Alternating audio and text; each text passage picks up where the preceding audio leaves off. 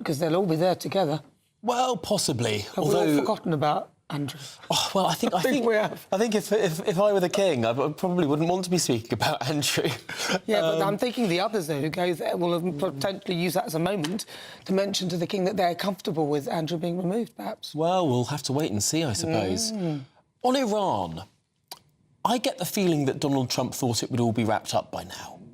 No, I mean, even he wouldn't think that. I don't believe that. He said 4 weeks, so that's what he thinks. I mean, that might be delusional as well, but he has got a sort of timeline in his head. I just get the feeling that he thought that maybe a new supreme leader would be more amenable towards America, in the same way that it happened in Venezuela. You decapitate the former guy, someone else comes along, you do a deal, job's a good one. Yeah. And it doesn't seem like it's working. Well, it's not going to work so well if your team, so the Americans, execute his mother, his father, his wife and potentially a child, and apparently he's wounded. So I don't think that sort of negotiation will go down well with somebody like that, certainly for him. Yes, perhaps not, although we're yet to see him pop his face up in public. Who, Donald Trump or the new supreme leader?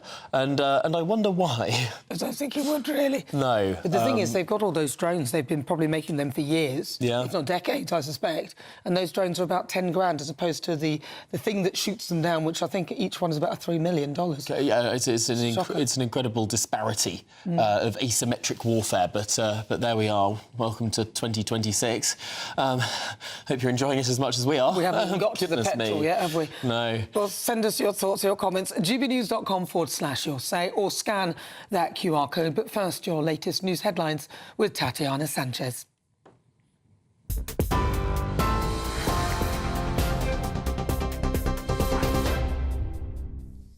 Good afternoon. The top stories. The Prime Minister has defended his response to the crisis in the Middle East after repeated criticism from US President Donald Trump. Decisions about what's in Britain's best interests are decisions for the Prime Minister of Britain. And that's how I've approached all of the questions and all the decisions that I've had to make. While meeting members of the public, Sir Keir Starmer also said the UK economy was in a better place than it had been in 2022 when Russia's invasion of Ukraine triggered an energy price shock.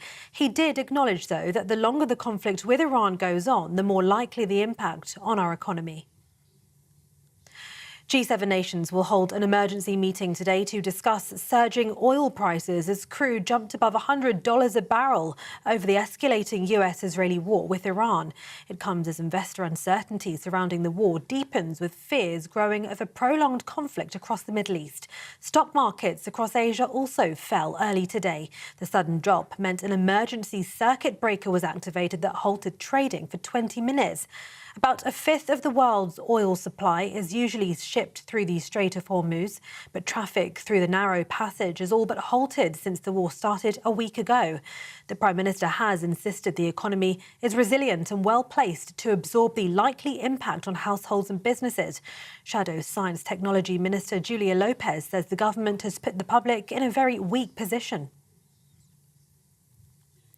Conservative leader Kemi Badenoch says she'd be bringing a vote in Parliament tomorrow to keep fuel duty low. I'm very, very worried about families out there who will be thinking about how to fill up their car, their energy bills. And just last week, Rachel Reeves had an opportunity to cut fuel duty, and she didn't do so. Instead, she's going to be lifting it in September. That's one of the biggest things that they could be doing. And tomorrow, I'm going to be putting a vote in Parliament for us to make sure that we keep fuel duty as low as possible for all those struggling families out there. Meanwhile, Communities Secretary Steve Reed says the economy is strong enough to weather the economic storm caused by the Middle East war. No contracts for drilling oil from the North Sea have been cancelled. So we're still drilling oil from the North Sea. Even if we were to drill more, it would have zero impact on the price of oil in this country because the price is set globally. So we could increase capacity. It would not help one iota with the cost of living. What will help is moving away from dependence on fossil fuels. And we see how expensive they are. We see how subject they are to crises, whether it's the Middle East or Ukraine. Move from that to taking back control of our energy by generating more of it here at home. That's wind, wave, solar, nuclear, so that the British people are in charge of our own British energy. It's as Iran has chosen Mojtaba Khamenei to succeed his father as the country's new supreme leader. He's a mid-ranking cleric with close ties to the Islamic Revolutionary Guards, and he was selected by Iran's 88-member Assembly of Experts. Khamenei is said to have his own links to the UK, owns several properties across the country, including high-end apartments in Kensington, totalling more than £50 million in value. Earlier, Sir Keir Starmer spoke to Donald Trump on the phone about the country's military cooperation in the region, in what appeared to be a positive signal a day after the US president posted on social media suggesting the UK's help was too late. Mr Trump has repeatedly hit out at Sir Keir Starmer's decision not to grant permission for the first wave of military action against Iran. The Prime Minister later granted permission for defensive US action against Iranian missile sites from UK bases, and 4 American bombers landed at RAF Fairford in Gloucestershire, and the US started using British bases for specific defensive operations. Well, Israel's military says it's just begun a wide-scale wave of strikes against infrastructure of the Iranian terror regime across Tehran, Isfahan and southern Iran. It says an explosion rocked Beirut's southern suburbs, and smoke can be seen billowing from the area today following Israeli strikes, as the IDF kept up its airstrikes in the Hezbollah-controlled southern suburbs of the city. It reiterated warnings to its residents to leave and announced it would act against a Hezbollah financial institution, Al-Qad al-Hassan. In other news, Glasgow Central Station will remain closed today and is likely to be closed tomorrow following a large fire, Network Rail has said. The fire took hold of the Victorian buildings neighbouring the station, and the dome at one corner collapsed. Network Rail says it hasn't identified any significant damage to the station itself and no reported injuries. And Gerry Adams is at the High Court in London for the start of a civil trial in claims brought by 3 men injured in provisional IRA bombings. The men are seeking a ruling that he's personally liable for decisions to plant car bombs in London and Manchester in 1973 and 1996. They're seeking just £1 in damages. Adams has stated he had no direct or indirect involvement and has repeatedly denied ever being in the IRA. Those are the latest GB News headlines. For now, more news from me in half an hour. Cheers Britannia Wine Club proudly sponsors the GB News Financial Report. Here's a quick snapshot of the markets. The pound buying you $1.3346 and €1.1547. The price of gold, £3,831 and 75 pence per ounce. And the FTSE 100 is at 10,169 points. Cheers Britannia Wine Club proudly sponsors the GB News Financial Report.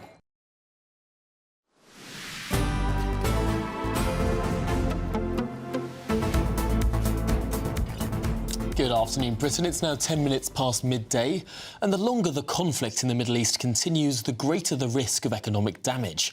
Well, that's a warning from the Prime Minister. Although that does seem pretty obvious. Speaking at a community centre in London, the Prime Minister reassured the public that the economy is well placed to absorb any impact on households and businesses. The job of government is obviously to get ahead, to look around the corner, to work with others, and the Chancellor speaks to the Governor of the Bank of England on a daily basis. We're looking cross-departmental within government, assessing the risks, monitoring, and talking to our international partners as well about what more we can do together to reduce the likely impact on people here and businesses here.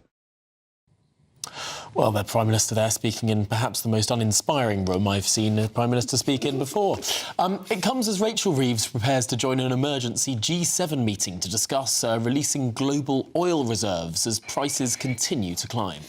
Right, well, we're joined now by business and finance broadcaster Michael Wilson. Michael, thank you for joining us. Now, the Prime Minister is sort of inferring that this war, if it continues, will make things worse. Well, that seems pretty obvious. But in your mind, how bad do you think it could get? I think the badness comes further down the line. I think that at the end of the day, we will all pay the price for increased shipping costs, whether that be the trainers that we buy or the food that we buy. I also worry that the increase in the oil price affects, I mean, not just petrol, not just prices at the pumps, which is pretty obvious, but also things like fertilizers as well, which is right at the center of our food security. So whatever the Prime Minister says and whatever Labour ministers say, I still feel as though the rest of the country will be looking at them and saying, until we have proper energy security in this country, however we get there, and fossil fuels will be necessary for the foreseeable future, I suspect that people will be thinking to themselves, the cost of living is increasing, what on earth is going to bring it down? And when we haven't quite reached the stage with the oil price that happened when Russia invaded Ukraine, but we're close to it. The oil markets are by definition very, very volatile indeed, and the reasons are all too obvious, aren't they, from the news coverage of what's going on?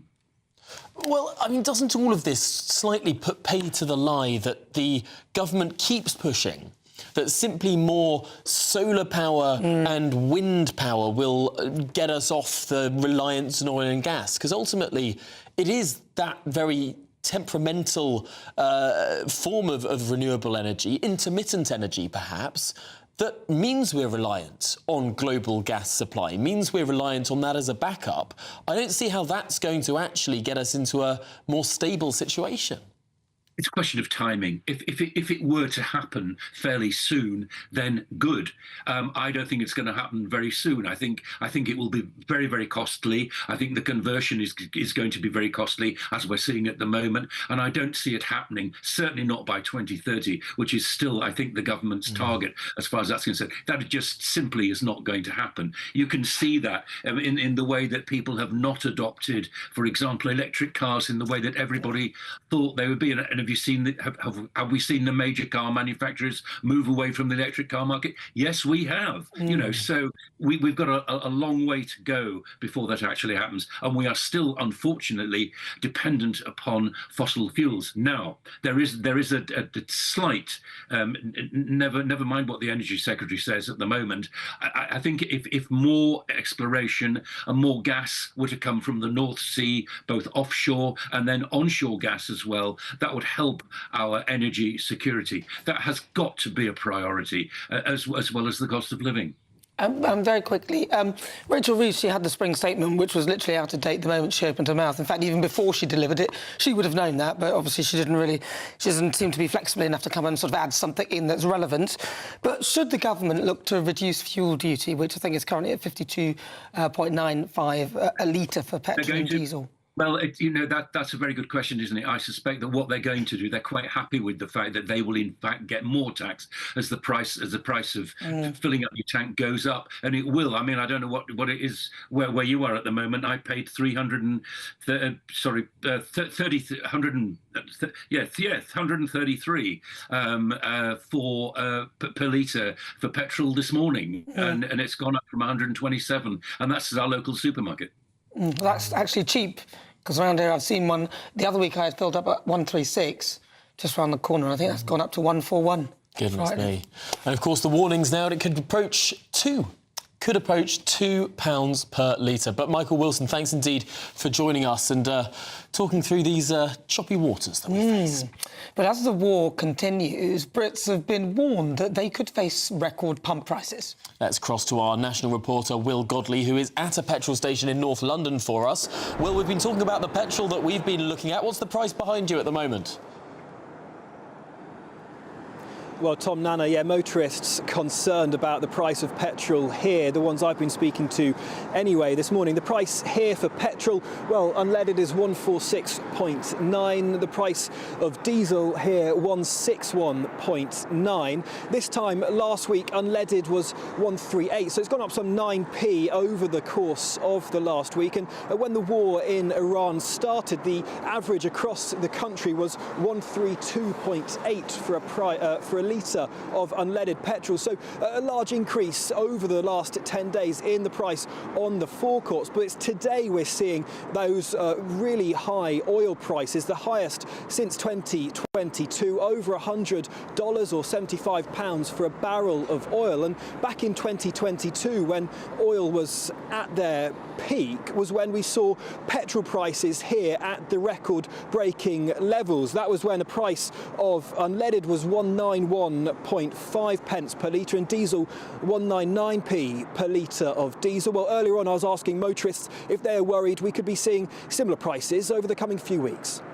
Filled up all last week, but because I live up north, driving, it gets quite expensive coming back from where I live back down to London when my partner is, but I think it's probably a small price to pay for what's going on in the Middle East, isn't it? Yes, but I'm leaving the country shortly, so I'm not so worried, and we have an electric car as well, so I'm just stocking up. Not at the pump, but with my oil at home for heating, yes. That's gone up massively, that has. 57p last week, would have been on Monday, and it jumped up to £1.27 per litre. So, yeah, getting hit hard on that. I should need petrol by the end of the week, as I'm going to Northampton. So I thought, do it now while it's at this price, rather than wait until it's gone up even more. So prices certainly a cause for concern for motorists here. The price is not at those record-breaking levels we saw in 2022. The price of oil, though, over $100 per barrel. Prices we did see in 2022. The RAC says it takes about 2 weeks for wholesale oil prices to filter down to the forecourt here. So, Tom, Nana, we could be seeing prices rise even further over the coming few weeks. All right. Will Godley, thank you very much. I should imagine on the motorway, so the price of that fuel there is sort of the price that you'd expect it on the motorway. But on the motorway, God, I wonder what they're doing to you on that. Yeah, goodness me. I have to send Will further around the... I mean, where do you think in the country is going to be the most... Probably in London is the most expensive. I would say on the motorway, somewhere around the M1. Because that's the sort of the vein, that's the heart of the floor. It sort of opens out to the rest of the country, and where they can truly rip you off. Absolutely captive markets. Anywhere on the motorway, when you're running out of fuel, who cares? Yeah, right, you know right. Well, let's speak now to our Home and Security Editor, Mark White. Mark, obviously we're looking at the implications domestically here, but it's all triggered by what's going on in the Middle East. Yes, it is, and we've just been reporting in the last hour that the French President, Emmanuel Macron, has touched down in Cyprus. There he is, those images of him being warmly greeted by officials in Cyprus. He's going to be meeting the Cypriot President and also the Greek Prime Minister, and the optics of this, I think, are terrible. Yeah. It's humiliating that a French leader who doesn't have a sovereign airbase on Cyprus is there to offer his support. And not just his support in person, by the way. France has sent multiple naval assets to the eastern Mediterranean, including the Charles de Gaulle air carrier strike group and other naval vessels to help in the defence of Cyprus, which has come under attack because it hosts that British airbase at RAF Akrotiri. Well, there were protests, weren't there, from the Cypriots wanting us to be removed from that airbase, which not good. Well, that's very interesting because there are indications that some politicians in Cyprus may well want to open up the debate as to whether Cyprus should continue to play host to a British airbase when that's attacked, when obviously the people of Cyprus are then at added risk, but yet, as far as Cyprus is concerned, the response from the British government has been lacking. in that, yes, we've heard, and we did have and no doubt will be told by the British government, but long before Emmanuel Macron touched down there, we sent our Defence Secretary with the reassuring words that they have boosted the security around the Akrotiri base. But they may have boosted to some extent the security, but that didn't stop a drone impacting the runway. And if it was, you know, boosted to a degree that was satisfactory, why are you rushing to get naval assets down there yourselves in the form of this, initially anyway, this air defence destroyer HMS Dragon? I mean, these are sovereign air bases on Cyprus, 2 of them British sovereign territory, about 5% of the landmass of the country, and yet it's the French president who swans in there. I mean, to the casual observer, it might look like a bit of a power grab. I think there is no doubt that he knows exactly how this looks and plays back here in the United Kingdom. But again, you know, he'll be saying that the reason he's there is to offer his steadfast support to the people of Cyprus.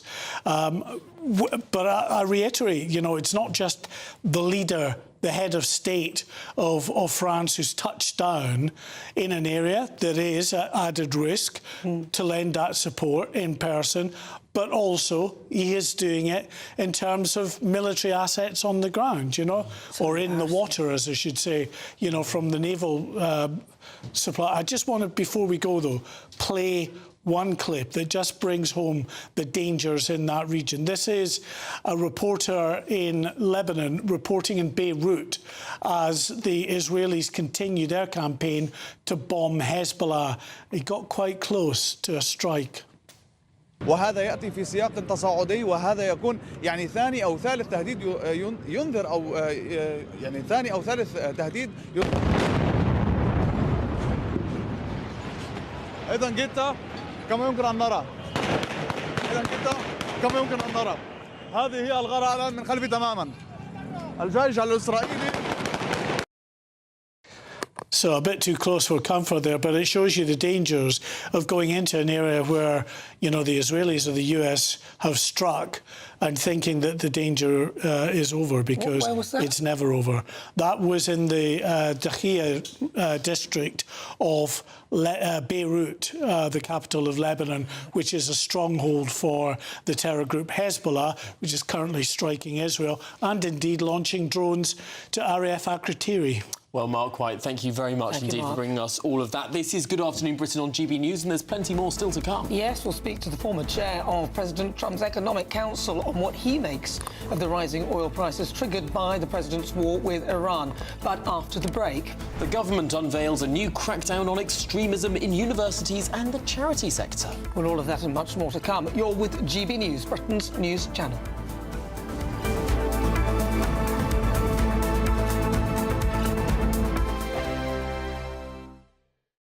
Hi, I'm Michelle Dewberry, and my show is your opportunity to cut through all the noise and dive in headfirst to some robust debates. Ideas clash. Situation, no, isn't it? Because the failure is... You're deliberately avoiding my point. Nothing's held back. And if you think this is the end of it, wait for more. And we do not shy away from the difficult stuff. Sometimes I want to shake people and say, if only you understood. So join me on Jubes & Co. weeknights at 6 p.m, only on GB News, Britain's news channel.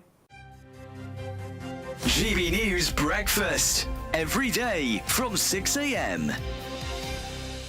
The head of planetary defence at NASA has revealed what keeps her up at night, and that is tens of thousands of city-killer asteroids that remain undetected. They're out there, they're in space, they're heading our way.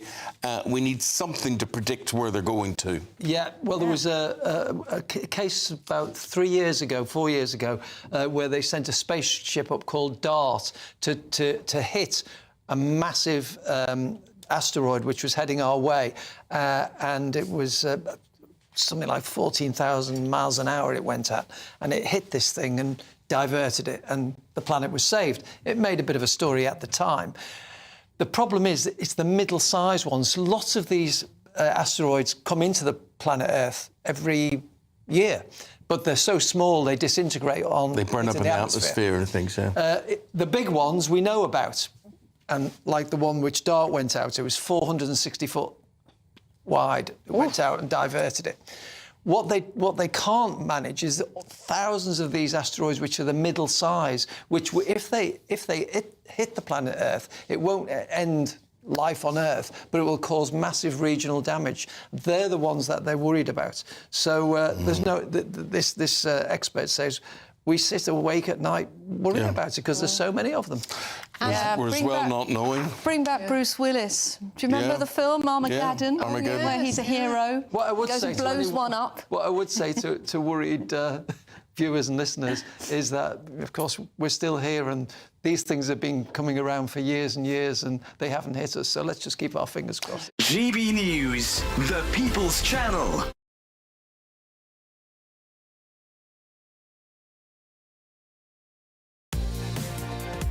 Mornings don't have to be tiresome, especially if you have the right company.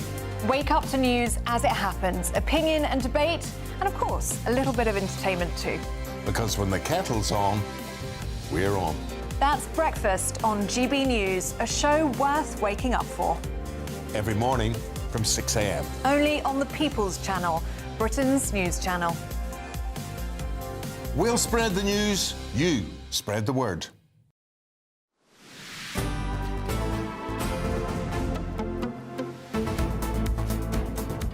Good afternoon, Britain. 28 minutes after midday. Now, the government is set to announce a new strategy to tackle extremism in Britain. Well, the plan, announced by the Communities Secretary Steve Reed, includes a confidential whistleblowing route for university staff, alongside granting the Charity Commission greater powers to shut down charities. Yes, Mr Reid also claimed that the government's new Islamophobia definition, now described as an anti-Muslim hostility definition, finds the right balance and will not respect people's freedom to criticise Islam. Well, the founder of Tell Mama, Fayez Mughal, joins us now. Fayez, thanks indeed for joining us. This is a huge package, and of course it was a very controversial thing for the government to be bringing forward originally a definition on Islamophobia. Many people were saying that this would restrict the right of people in this country to criticise a religion. This is now bundled up with all sorts of other measures. Is the government trying to sort of pull the wool over our eyes on this one? Well, I think partly you have some truth in that because, you know, they've kind of just inserted it in this social cohesion strategy. But here I want to be clear, there are some really good bits in this strategy and there's some bits that are really questionable. The good bits are clearly the Charity Commission, which was completely toothless before, will have some teeth now to be able to close down charities that are promoting division or hatred or intolerance. So that's a good thing, because time and time again, when charities were reported in with some evidential basis, the Charity Commission could do nothing but just move around trustees. The second thing that I think is really important here is that it's also cracking down on hate preachers and basically explicitly saying that hate preachers trying to enter our country will be barred. And again, I've had lots of experience of reporting in to previous governments, hate preachers coming in and still those people slipping in. So that's a really good thing. Now, coming on to the, quote, Islamophobia or anti-Muslim hostility issue, look, let's be clear, this government has been taken kicking and screaming because of groups and individuals and people like myself, campaigners, through a number of processes where we have seen a change in this definition. I've always said the law is more than enough if it is enforced, and we don't really need further definitions. Now, we are where we are, but the reality is we need to watch what this definition and how it's implemented. We need to watch its impact, because if people are going to stand up and say, that's Islamophobia, you can't say this, then we're back to a blasphemy form of speech, protectionism. I also want to say one other thing. There are people who've been pushing this view that there needs to be an Islamophobia or anti-Muslim czar, because of a snarky kind of approach that if Jewish communities have it, Muslim communities have to have it. Well, that means every other community has to have it, and we get into fractionation, and that's not what we want to have.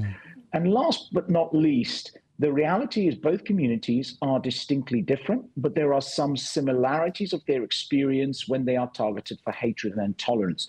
And so blatantly accepting that if Jewish communities have it, Muslims have to have it is not fundamentally shown by the experiences, the history, the numbers, and the geographical migration of these communities, and the history of the Holocaust, for example, versus those of the Muslim communities. And it also raises the question, if there's a Islamophobia czar and anti-Semitism czar, I mean, what about the Zoroastrians? What about the Scientologists? I mean, where do you draw the line in terms of who gets a czar and who doesn't, and where the acceptable bounds of critiquing speech, or even, frankly, being rude about a religion? Isn't the real problem that it's difficult to work out the difference between hate and criticism on some things? And you might find that it's a difficult line to cross. Who's going to decide?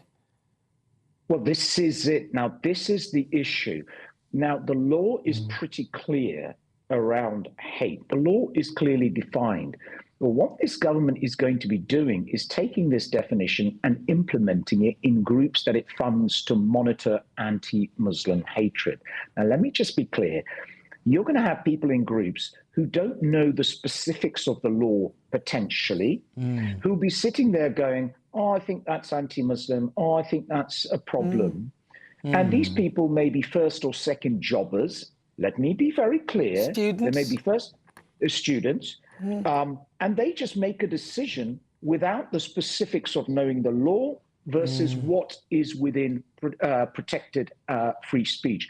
And then, you know, you get cases put through to the police, and we know there are significant professional and personal risks when somebody is blotted with anti-Muslim prejudice or Islamophobia. Huge risks here. Faiz Mughal, that's all we've got time for, but thank you so much for joining us and talking through what is still a very, very concerning issue from the government. But I think he makes a very, very good point about the kind of people who are determining what is hate, what is criticism. And if they have no real life experience, or they've come from a very left-wing university and they're going to deal with that, I'm concerned. But also, frankly, it shouldn't be illegal to hate.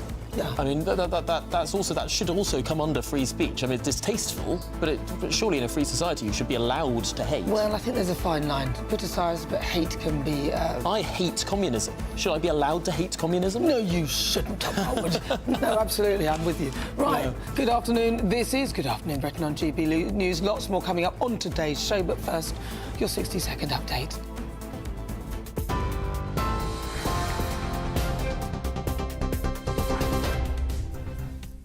Nana, thank you. The top stories: the Prime Minister has defended his response to the crisis in the Middle East after repeated criticism from US President Donald Trump. Decisions about what's in Britain's best interests are decisions for the Prime Minister of Britain.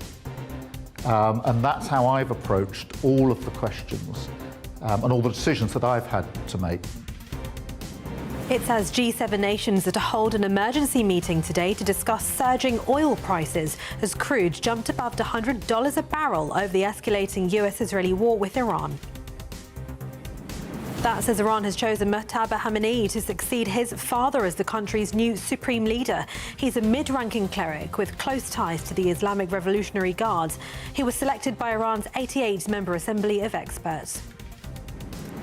Scotland's busiest railway station is closed all day and into tomorrow after a major blaze in which part of a building next door to it collapsed last night. Those are the latest headlines and more at the top of the hour. For all the latest from GB News whilst you're on the go, get the GB News app. Scan the QR code now to download or visit gbnews.com/app.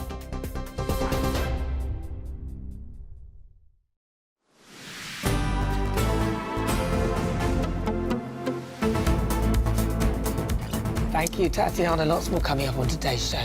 Yes, we're going to be speaking to the former chair of President Trump's Economic Council on what he makes of these rising oil prices triggered by this war. And frankly, could it lead to a recession? Yeah, well, all that and much more to come. You're with the GB News, Britain's news channel.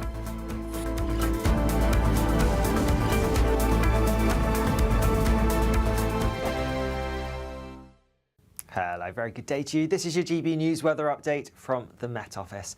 Bit of a grotty day out there today. Not a huge amount of sunshine for many of us, and there is a bit of rain as well, particularly across western parts. There are a fair few fronts around the UK at the moment, and it's these that are bringing the often cloudy skies and spells of rain as well. Like I said, mainly towards the west, that's where it's going to be dampest. None of the rain looks particularly heavy, but worth bearing in mind, we could see a couple of showers developing across some eastern and southeastern parts, and if they do, couldn't rule out some of these turning quite heavy. But towards the east, generally staying quite dry, often cloudy, despite the fact that there won't be a huge amount of sunshine for many of us. Temperatures, if anything, look like they're going to be a little bit higher than yesterday, mid-teens, particularly towards the southeast. Staying often cloudy, staying a bit damp and grotty for many as we go into this evening. A bit of sunshine towards eastern parts of Scotland, maybe towards the far west as well, but for most it's a cloudy picture. There'll be some damp weather around, a bit of light drizzly rain in many places, some thick cloud coming in across parts of Northern Ireland later on as well, and across much of England and Wales. Yes, there will be some breaks in the cloud perhaps, but generally it is going to stay pretty grey, and there will be a bit of rain at times too. It's a similar story really as we go overnight. Outbreaks of rain, none of them particularly heavy, but they are pushing their way northeastwards, and then a band of slightly more persistent rain comes in to some parts of Northern Ireland and western Scotland as we go through the early hours of tomorrow morning. There may be some breaks in the cloud, but generally a lot of cloud keeping temperatures from falling too low, so not an especially fresh start to the day. Fairly mild, but again it could be quite grotty in places, some low clouds, some mist, some murk, that kind of thing. And then we see more persistent rain pushing its way eastwards into parts of southern Scotland, the far northwest of England, also western parts of Wales, some outbreaks of rain here, a few outbreaks of rain further west. The best chance of any brightness will be towards the southeast, but here temperatures a few degrees down on today. Bye-bye. Thank you, Britain, for the thousands of you who are becoming friends of GB News each and every week.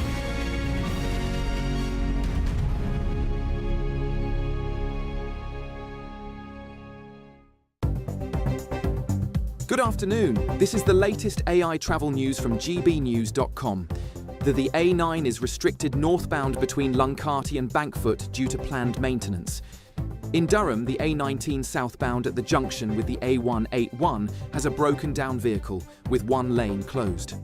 On the M40 southbound between Junction 9 and Junction 8A, road management is shutting one lane. And in Wiltshire, the A303 westbound at the A338 and the A345 is blocked by a stranded vehicle, with all lanes closed. And on the trains, Avanti West Coast and Chiltern Railways report major disruption. For more travel news, go to gbnews.com.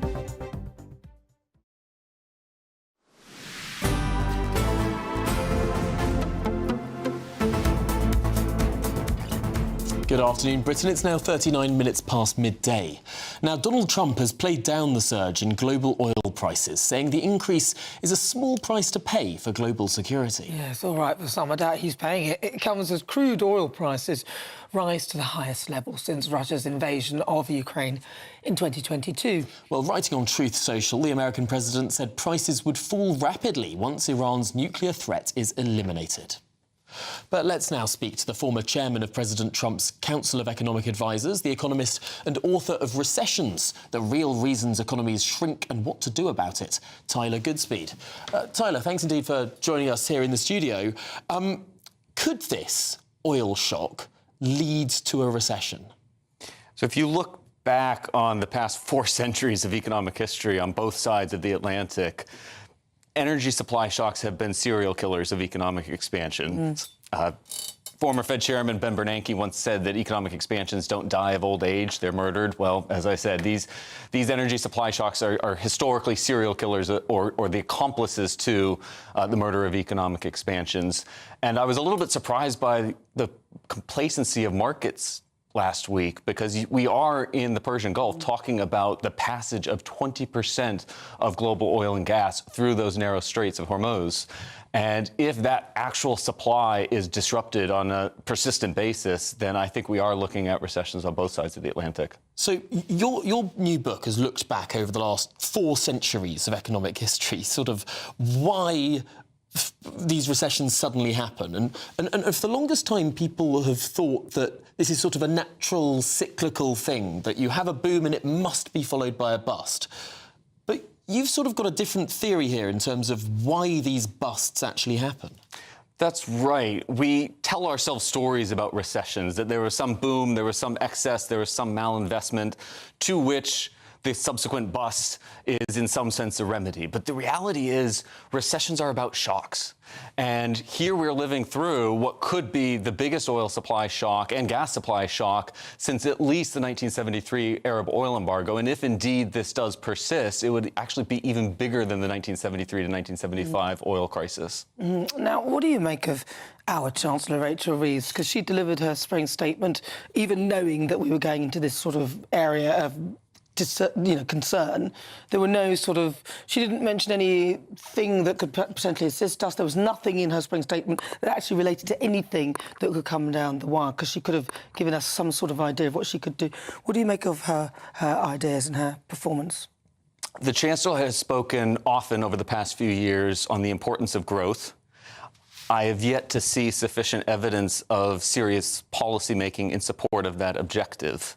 I would add that because of the increase in spending under the Chancellor, she is in a potentially very difficult situation should this energy price shock continue. Because remember, it was not the well-signaled tax cuts announced by Liz Truss that was her undoing. It was the massive, unfunded and potentially unlimited energy price guarantees. So I think that the Chancellor, her hands could be very much tied if this disruption persists. If you were her, what would you do? I would make serious on the commitment to go for growth by creating a regulatory and tax environment that incentivizes labor force participation, incentivizes capital investment. Looking at the history of some of the most challenging times in the economies of this country and indeed the United States. We had a terrible time in the 1970s, kicked off by an oil crisis. In the 1920s, there were strikes that led to a coal crisis in this country. And you even point to something called the turf famine in 1879. What on earth was that? Well, it is interesting to go back in time to when coal was oil, and before coal, the primary source of energy was biomass, including turf or peat. So it was combusted to heat homes. It was also combusted to power industrial power generation. And I think this is a reminder of the salience of energy. It's not just about power generation. It's also about heating. It's also about generating the heat required to manufacture things like cement, like steel, like fertilizer, which is very, very heat intensive. And when it comes to products like oil, it permeates everything. I mean, it's in apparel, it's in carpet, it's in piping, it's in medicaments, it's in aspirin. Soap. And so oil is in aspirin. Oil is it is derived from petroleum products. Yes. I mean, that just does show that given that 20% of the world's oil and gas goes through the Strait of Hormuz, given that the Strait of Hormuz is closed, is the most likely situation now that we are going to see a sustained increase in the cost of oil and gas? Or, as President Trump has been saying, and you once chaired his economic council, could this be over quickly? It could be over quickly. I think there are more and more probable scenarios in which it drags on, not least because even if President Trump were to determine that his objectives had been met, that is not necessarily the case for Tehran. And moreover, a lesson of the 1970s was that once this supply has been disrupted, then risk premia on a barrel of oil go up dramatically. Very, very briefly, how vulnerable is the UK? Because are we right to be pursuing net zero? Because Ed Miliband, our Energy Secretary, seemed to think that this shows how good it will be. The United Kingdom is considerably more vulnerable than the United States and also more vulnerable than Europe, which is ironic because one of the reasons that historically the United Kingdom was less recession-prone than the United States was because they relied primarily for energy on relatively abundant domestic coal. So these oil shocks would happen in 1948 and 1970 and 1957, and the UK economy was relatively immune. But over the past few decades, the United Kingdom has become very much reliant on gas, but has not created a hospitable environment for investment in the North Sea. Therefore, your marginal gas, which sets the benchmark price, your marginal gas is disproportionately coming from liquefied natural gas, which is more expensive. All right. Wow. Tyler Goodspeed, thanks indeed for coming and speaking to us. The author of the new book, Recessions, The Real Reasons Why Economies Shrink and What to Do About It. All right, Thanks let's go live now to Downing Street, where GB News political editor Christopher Hope has just left a briefing with the Prime Minister's spokesperson. Christopher, what can you tell us? Nana, Tom, a long meeting now with the PM's official spokesman. What we can say is that we understand that the aircraft carrier, the Prince of Wales, which has been put on readiness, is not being done so for the war in Iran or the war in the Middle East as such, but instead towards some NATO exercises. So just so we're quite clear on that, the issue of the Prince of Wales being deployed to the Middle East looks some way off, despite what Donald Trump said on Truth Social on Saturday. Just remind viewers, he said there that the UK is finally giving serious thought to sending 2 aircraft carriers to the Middle East. We understand sources say that is not the case. This aircraft carrier is being prepared for NATO exercises, not to do with the Middle East. Quite important to stress that. The number 10, we're told there's no update on when the HMS Dragon is being deployed to Cyprus. We asked the PM spokesman how he reacted possibly to Emmanuel Macron embracing the Cypriot president on the tarmac at Paphos Airport in Cyprus. And we're told by the spokesman this: we are demonstrating our commitment to Cyprus through action.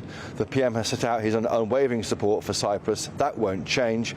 We're demonstrating that in action through additional capability, including Wildcat helicopters. So despite it not looking great, the fact that the UK hasn't got our leader in Cyprus with the Cypriot president, the UK government is making clear that we are doing support for the Cypriot population, of course Yakatiri base, through other means, through defence materiel and the like. In terms of the airlift from the Middle East, an update on that one too.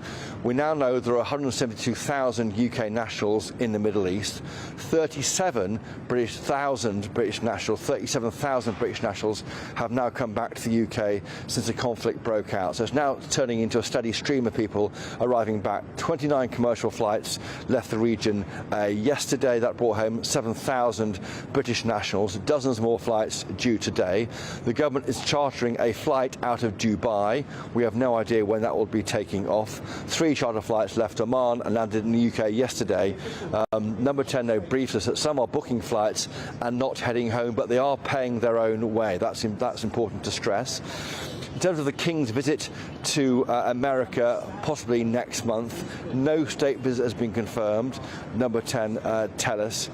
Also on the advice to motorists, the AA is saying take shorter journeys, but the number 10 says that was more of a general cost of living advice, not linked to the issues in Iran. The government says that we understand from sources rather that fuel production imports are continuing with no issues being reported, but the UK government is of course closely monitoring that situation. I should say to you, in the building behind me, number 11 Downing Street, the Chancellor has now started, or due to start imminently, this meeting with the G7 finance ministers. We'll be hearing from her later in the House of Commons, Rachel Reeves, and then in short order, John Healey, the Defence Secretary, and then Steve Reid, of course, the Community Secretary. So a very, very busy day in Westminster. Christopher Hope, thank you very much. Well, do stay with us. We'll bring you all the live rivals of the royal family as they attend the annual Commonwealth Day service. But first, the European weather. Dinner under the stars tonight? That reminds me of our travel insurance. You mean All Clear Skies? All Clear Travel Insurance sponsors GB News travel destinations forecast. Hello there, welcome to your latest holiday sun forecast. So there's more rain on the way for parts of Spain and Italy, but for a lot of the Mediterranean, it does look like it'll start to settle down middle part of the week.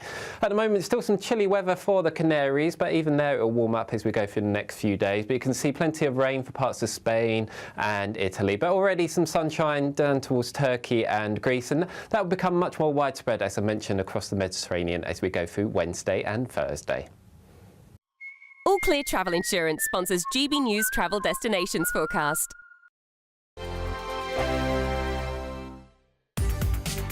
From the school run to the home run, watch a new show for all of Britain. He can say whatever he wants. A straight-talking show where all voices are heard.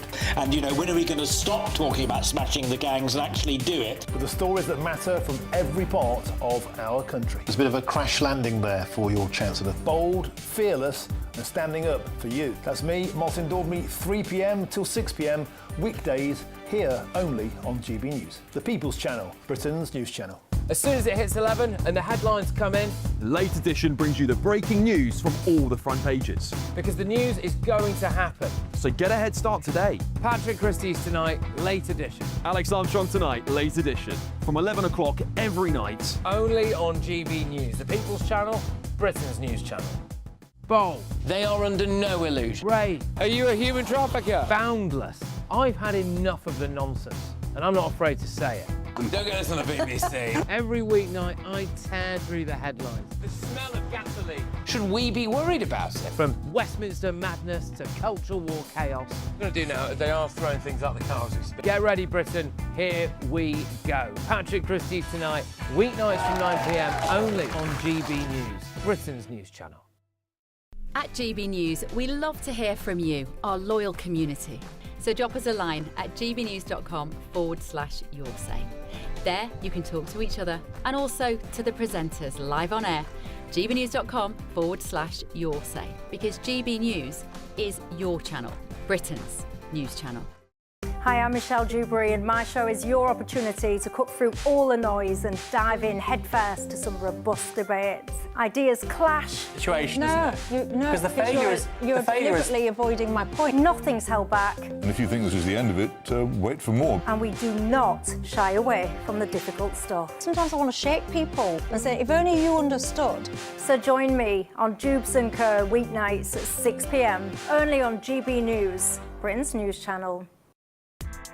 Join me, Nana Akua, for an informative, interactive news programme with a difference. It's fun. No, he didn't say that, Dave.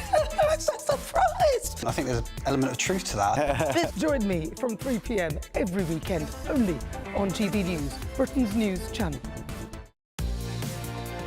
Mornings don't have to be tiresome, especially if you have the right company.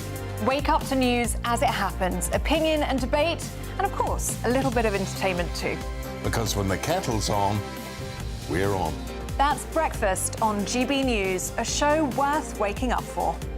Every morning from 6 a.m. Only on the People's Channel, Britain's news channel. We'll spread the news, you spread the word.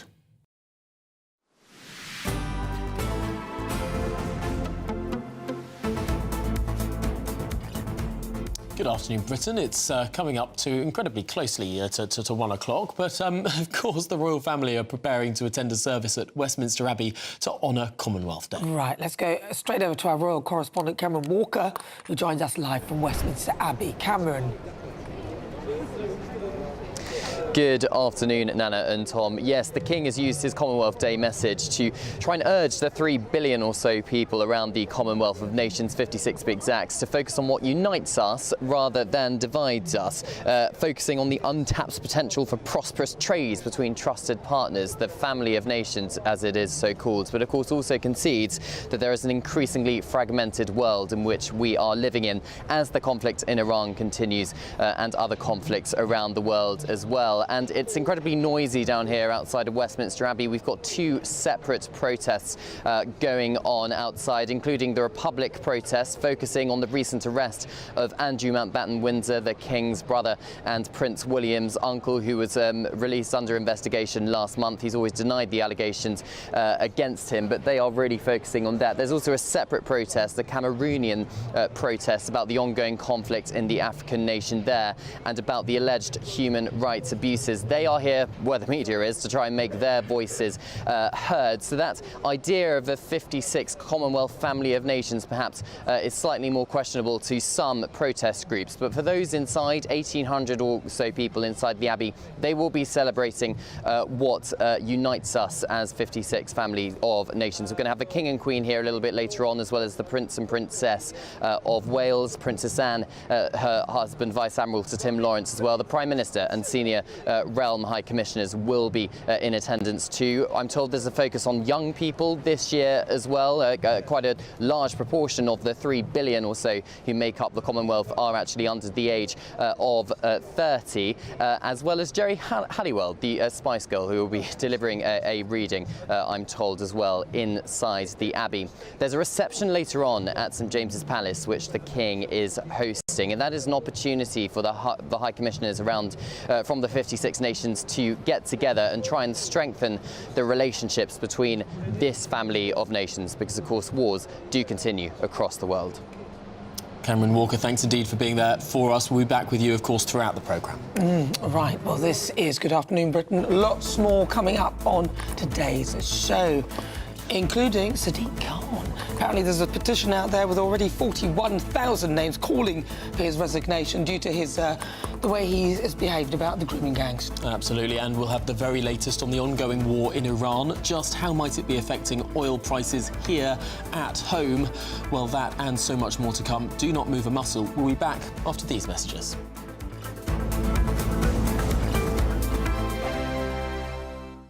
It's a prize package worth over £92,000. There's a totally tax-free £25,000 in cash that you'll be able to spend on anything you like this year. Plus, you'll also get to drive away in a brand new Benevan 122 camper van. Courtesy of Marquis Leisure, this latest 2026 model comes fully loaded with everything you'd expect. For another chance to win a camper van and cash, text prize to 63225. One entry costs £2.50 plus one standard network rate message, or text bonus to 63225. 5 entries cost £5 plus one standard network rate message. Go to gbnews.com/win. Entries start at £2.50. Call 0903 686 3232. Calls cost £2.50 plus your network access charge, or post your name and number to GB20 PO Box 8690 Derby DE1 9TT. Entrance must be 18 or over. Lines close at 4 p.m. on the 1st of May. Please check the closing time if listening or watching on demand. Good luck.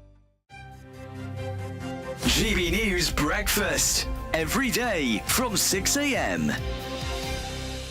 This is Ellie, and this is a safari. These are the decent ones. This is amazing. Tell us about this. Right, so this was the best part of the honeymoon. This is my favourite part. We're in Kenya, in the Masai Mara. That's the camp there.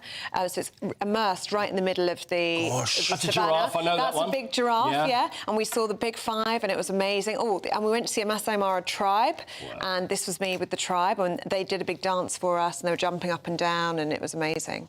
And we took pencils and colouring. Oh, that's my husband there. That's Jared. And we took colouring books for the kids, and we took crayons, and they loved it.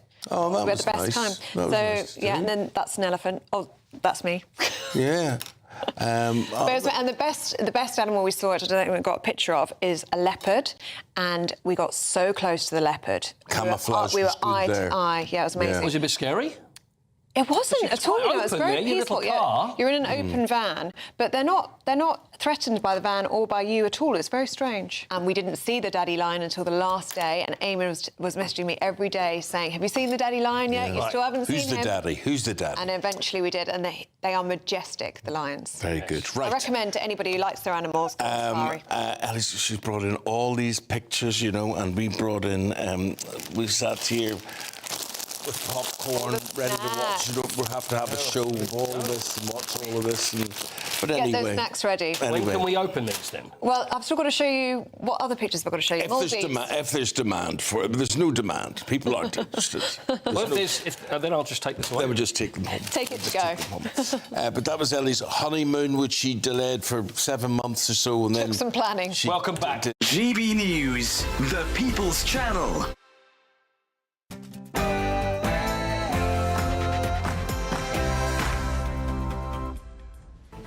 Good afternoon, Britain. It's 1 o'clock on Monday, the 9th of March. I'm Nana Akua.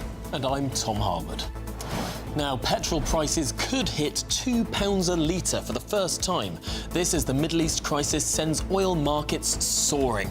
We'll look at what it could mean for drivers and whether Britain faces another cost of living shock.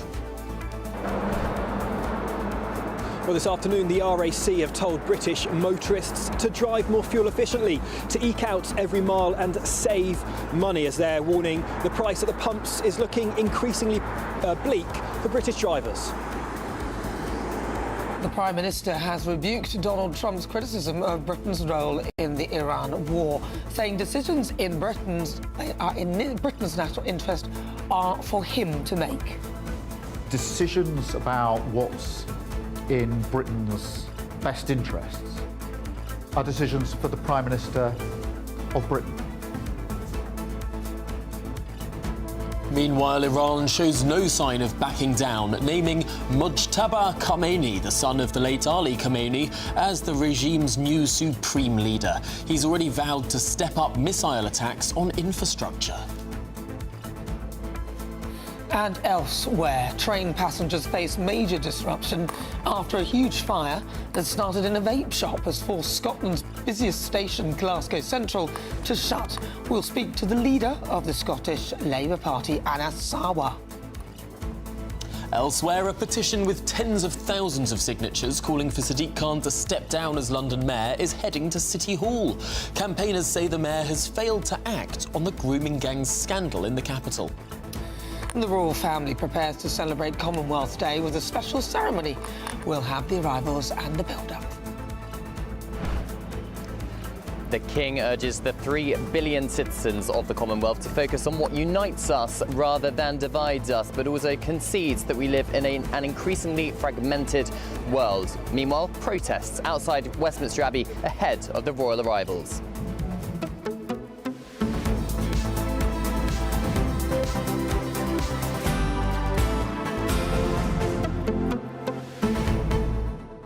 I can never forget that clip with Sadiq Khan and Susan Hall, where she refers to the grooming gangs and he acts like he doesn't know what she's talking about. Yes. I mean, that was absolutely frightening to imagine that that man is running this capital as London Mayor. I mean, he could have just accepted and acknowledged it, but he failed to do so. It's just absolutely shocking. It reminds us of a time for years, for many, many years, when actually people on both sides of the political spectrum were turning a blind eye to this. There was a very courageous Labour MP in the early 2000s who put a neck on the line and started speaking about this and was hounded, absolutely hounded. There was a journalist at the Times, similarly, absolutely hounded for this.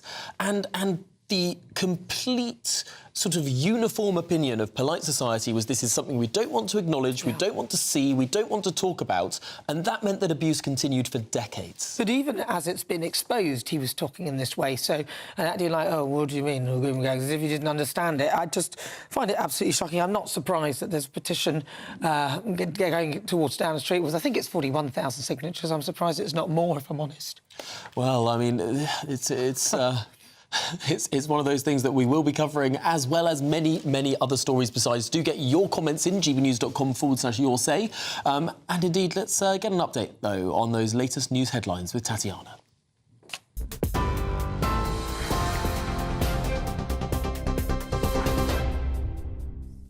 Good afternoon. The top stories. The Prime Minister has defended his response to the crisis in the Middle East after repeated criticism from the US President. Decisions about what's in Britain's best interests are decisions for the Prime Minister of Britain. And that's how I've approached all of the questions and all the decisions that I've had to make.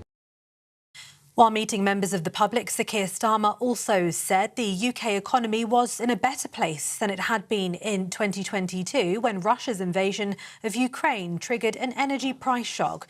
He did acknowledge, though, that the longer the conflict with Iran goes on, the more likely the impact on our economy. It's as G7 nations are holding an emergency meeting to discuss surging oil prices as crude jumped above $100,000 a barrel over the escalating US-Israeli war with Iran. It comes as investor uncertainty surrounding the war deepens, with fears growing of a prolonged conflict across the Middle East. Stock markets across Asia also fell early today. The sudden drop meant an emergency circuit breaker was activated that halted trading for 20 minutes. About a fifth of the world's oil supply is usually be shipped through the Strait of Hormuz, but traffic through the narrow passage has all but halted since the war started a week ago. The Prime Minister has insisted the economy is resilient and well placed to absorb the likely impact on households and businesses. Conservative leader Kemi Badenoch, though, says she'd be bringing a vote in Parliament tomorrow to keep fuel duty low. I'm very, very worried about families out there who will be thinking about how to fill up their car, their energy bills.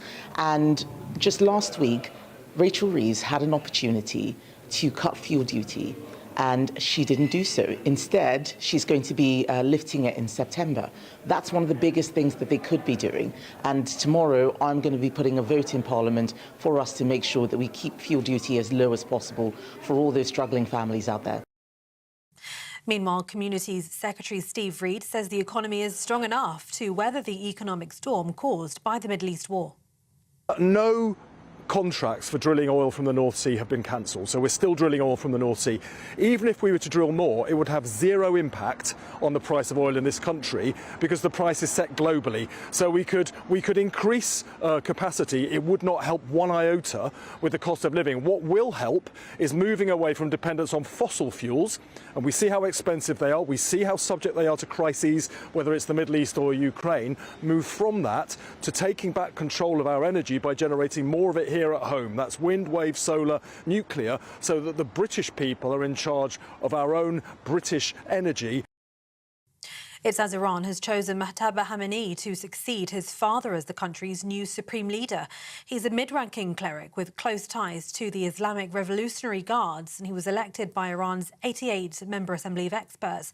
Khamenei is said to have his own links to the UK, owns several properties across the country, including high-end apartments in Kensington, totalling more than £50 million in value.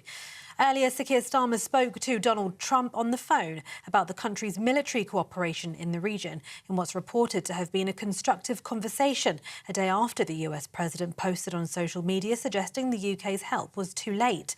Mr Trump has repeatedly hit out at Sir Keir Starmer's decision not to grant permission for the first wave of military action against Iran. The Prime Minister later granted permission for defensive US action against Iranian missile sites from UK bases, and 4 American bombers landed at RAF Fairford in Gloucestershire. Number 10 has said Iran must not have a nuclear weapon. They say our priority is to protect British lives in the region. It's as Israel's military says it's just begun a wide-scale wave of strikes against infrastructure of the Iranian terror regime across Tehran, Isfahan and southern Iran.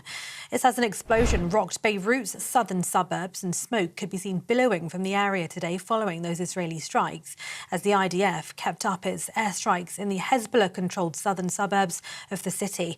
It reiterated warnings to its residents to leave and announced it would act against a Hezbollah financial institution, Al-Qad al-Hassan.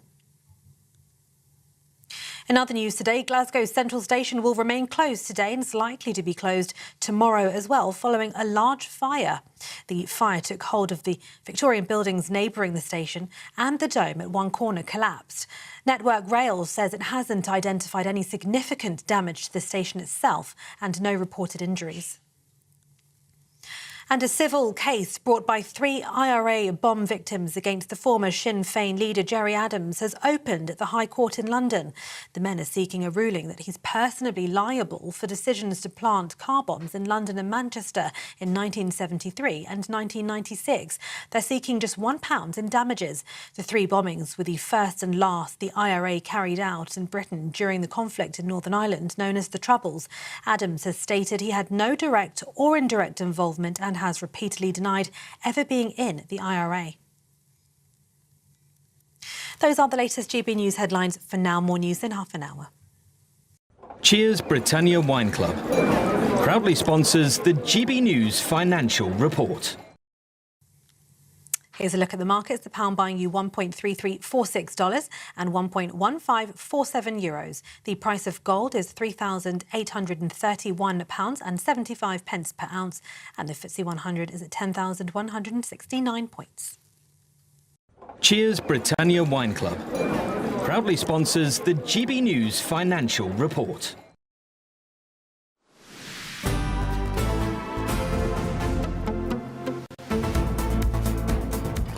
Good afternoon, Britain. It is just 10 minutes after 1 o'clock. Now, the longer the conflict in the Middle East continues, the greater the risk of economic damage. Now, that is a warning from Sir Keir Starmer. Yes, speaking at a community centre in London, the Prime Minister reassured the public that the economy is well placed to absorb any impact on households and businesses. The job of government is obviously to get ahead, to look around the corner, to work with others. And the Chancellor speaks to the Governor of the Bank of England on a daily basis. We're looking cross-departmental within government, assessing the risks, monitoring, and talking to our international partners as well about what more we can do together to reduce the likely impact on people here and businesses here. Well, it comes as the Chancellor meets with G7 financial ministers to discuss releasing global oil reserves. Well, let's speak to the economist Professor John Portas now. Jonathan, this is a really concerning time for lots of people, not just looking at the price at the pump, but frankly, because oil and gas feeds into just about everything else in the economy. That's right. Fertilizer, petrochemicals and so on. So there is going to be an impact on prices and inflation. But as the Prime Minister said, and I think sort of stating the blindingly obvious, frankly, it depends crucially on how long this lasts. If this is a matter of a few weeks, yes, we may notice it, but it is not fundamentally going to change the course of the economy. If it is a prolonged period of high oil prices and reduced oil supply, then that's going to have a very much more damaging impact on us and indeed on all advanced economies. What weapons does the Chancellor have in her armour to protect the British public in some way, or to insulate us from some of the shocks that might come down the line because of the war? Well, I think this is quite difficult because, of course, it is open to the government to to subsidise or to provide financial assistance, as of course the government did during the very sharp energy price rises a few years back. But that costs money, and frankly, the fiscal capacity of the UK government is not what it was. And indeed, I think one of the more worrying things that we've seen today from a UK specific point of view is a pretty sharp rise in interest rates on government debt. And that's not the government's fault. It's driven by the crisis, but it is not something that the government can itself, ignore. And it does mean that I think, frankly, that the scope for very large energy price subsidy schemes, which we had a few years ago, is not there. And the Treasury and the Chancellor will not want to be spending the sort of money that the government spent in 2022, 23 subsidising energy bills. Was it wise to spend that money in 2022? Because ultimately, at one point, thank goodness it didn't. Thank goodness the winter was mild and the prices did come down a little bit. But the Treasury at one point forecast it could cost £200 billion. Thank goodness it didn't. But my goodness me, should we have been surprised that the cost of government borrowing shot up through the roof and the sort of trust crisis happened not that long after the government committed to be spending tens, if not hundreds of billions of pounds subsidising everyone's energy? I think it was, I think the sort of political case for some help for households was, I think, made it inevitable. But it was a very large scheme. It went to lots of people. Frankly, some people benefited, including, who frankly didn't need it. And I think you're right. It was too large and too bad and not well targeted enough. And in retrospect, I think it was a mistake. And I think the Treasury certainly will be sitting there thinking, we're not going to repeat that mistake again. If we have to do anything, it will be smaller and better targeted and much more affordable. And I think that's probably the right decision. And the irony is, it was Rachel Reeves who first proposed it, and Truss just took the Labour policy wholesale, and we all saw the consequences. Well, that's right. It was a cross-party mistake. That's right. But the Treasury probably should have stood up against it a bit more strongly at the time. But so yes, the government can do some things to help, but within limits. And ultimately, if this goes on for a few weeks, the pain will be relatively muted. If it goes on for a few months, we are going to feel the pinch. Yes. All right, Jonathan Porters, thank you very much. He's an economist and a professor. That was more like a loan, though, wasn't it? It wasn't really, so we had to pay it back anyway. So you got £50, and then this when they helped us with our energy. No, that was a grant. That was an energy price cap that was subsidised. Yeah, but I thought we had to pay some of that back. So you sure? Yeah. Well, anyway, we paid back in some way now. Oh yeah, we paid it back through higher prices in the shops. So we paid it back through. They put a windfall tax on. I mean, exactly. It's not really any. Yeah, that's exactly kind of where I was going with that. Right. Well, let's cross live to GB News national reporter Will Godley, who's at a petrol station in North London for us. Will, are people already feeling it in their pockets?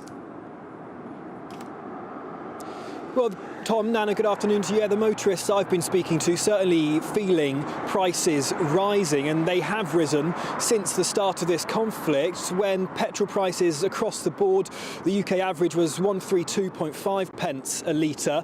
In the last 10 days since that conflict started, prices across the board at 5 pence more now, 137.5, risen by 9 pence per litre for diesel, and that's led the RAC to this afternoon issue some advice to drivers, telling them to drive more fuel efficiently in order to save money, as prices are expected to continue to rise. The RAC saying drivers can do that by not accelerating and braking harshly, and also by ensuring their tyres are at the correct pressure. But they're saying the price is almost certainly going to continue to rise, and in the next week, petrol, the average price of petrol looking like it's going to be 140 per litre, and diesel at least 160 per litre. In fact, diesel's rising at the highest rate we've seen since the start of the Ukraine war. Of course, that's when oil prices were last at over $100 per barrel, or £75 per barrel, which they now are today. And at that point in 2022,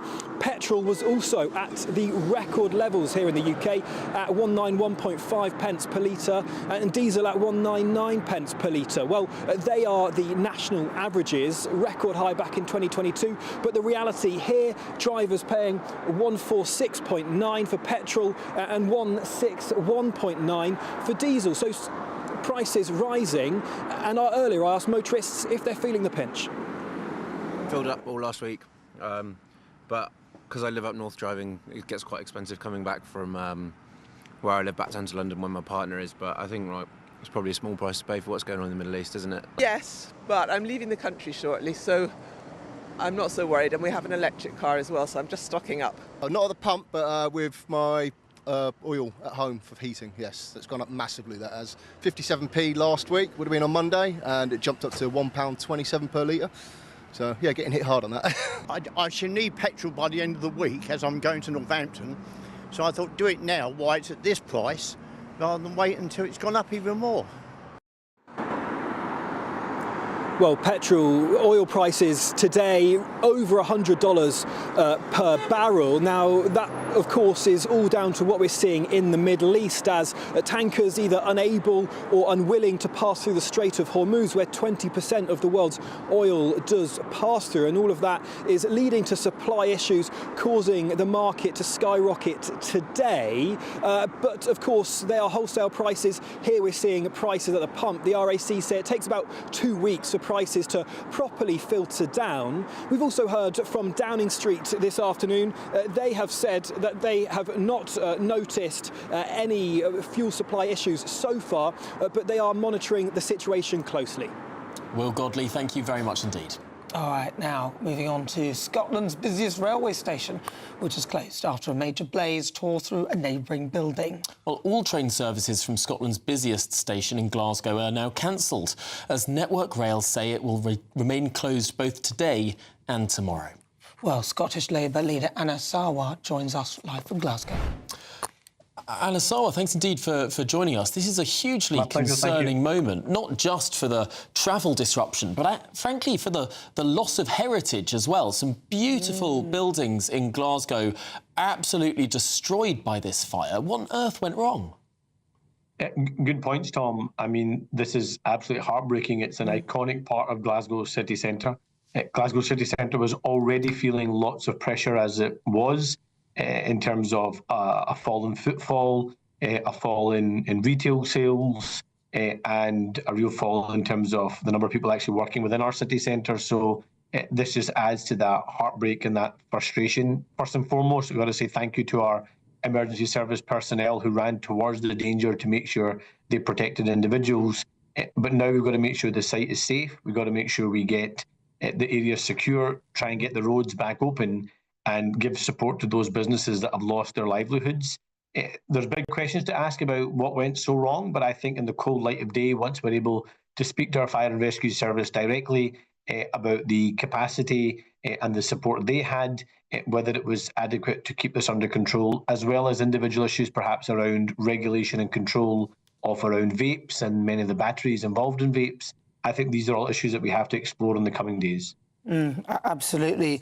Now, Anna, I just wanted to talk about something because I thought when you spoke of Keir Starmer that he had to go, I thought you were very brave to stand up for stand up for your own convictions, because I thought the courage in your convictions, it's great to see a politician saying what they feel and what they think is right. Do you still think that Keir Starmer should go, given the way he's handling this current situation? Look, what I'd say, Nana, is I stated my position. But I also said I'm not going to be a day-to-day commentator on this issue. I've stated my position. I've made my view clear. I'm the person that's put myself in front of people in Scotland in just 9 weeks' time, asking for their support to change the First Minister here in Scotland, to remove a failing SNP government from office. They've had 20 years to change Scotland. They've taken us backwards. And ultimately, only I can beat John Swinney. Only Scottish Labour can form a government instead of the SNP. And that's what my focus is going to be on the next 9 weeks. If you're asking me directly about the situation in Iran, I think the Prime Minister has made the right judgments. I think it was right for us not to join the offensive. I think it's right that we do have defensive infrastructure and support our allies in the region. And I think the Prime Minister's response has been borne out by what's happening now. I think that both Israel and the US had no clear plan about what comes next. They've caused even greater instability in an already unstable part of the world. And what we need now is a de-escalation.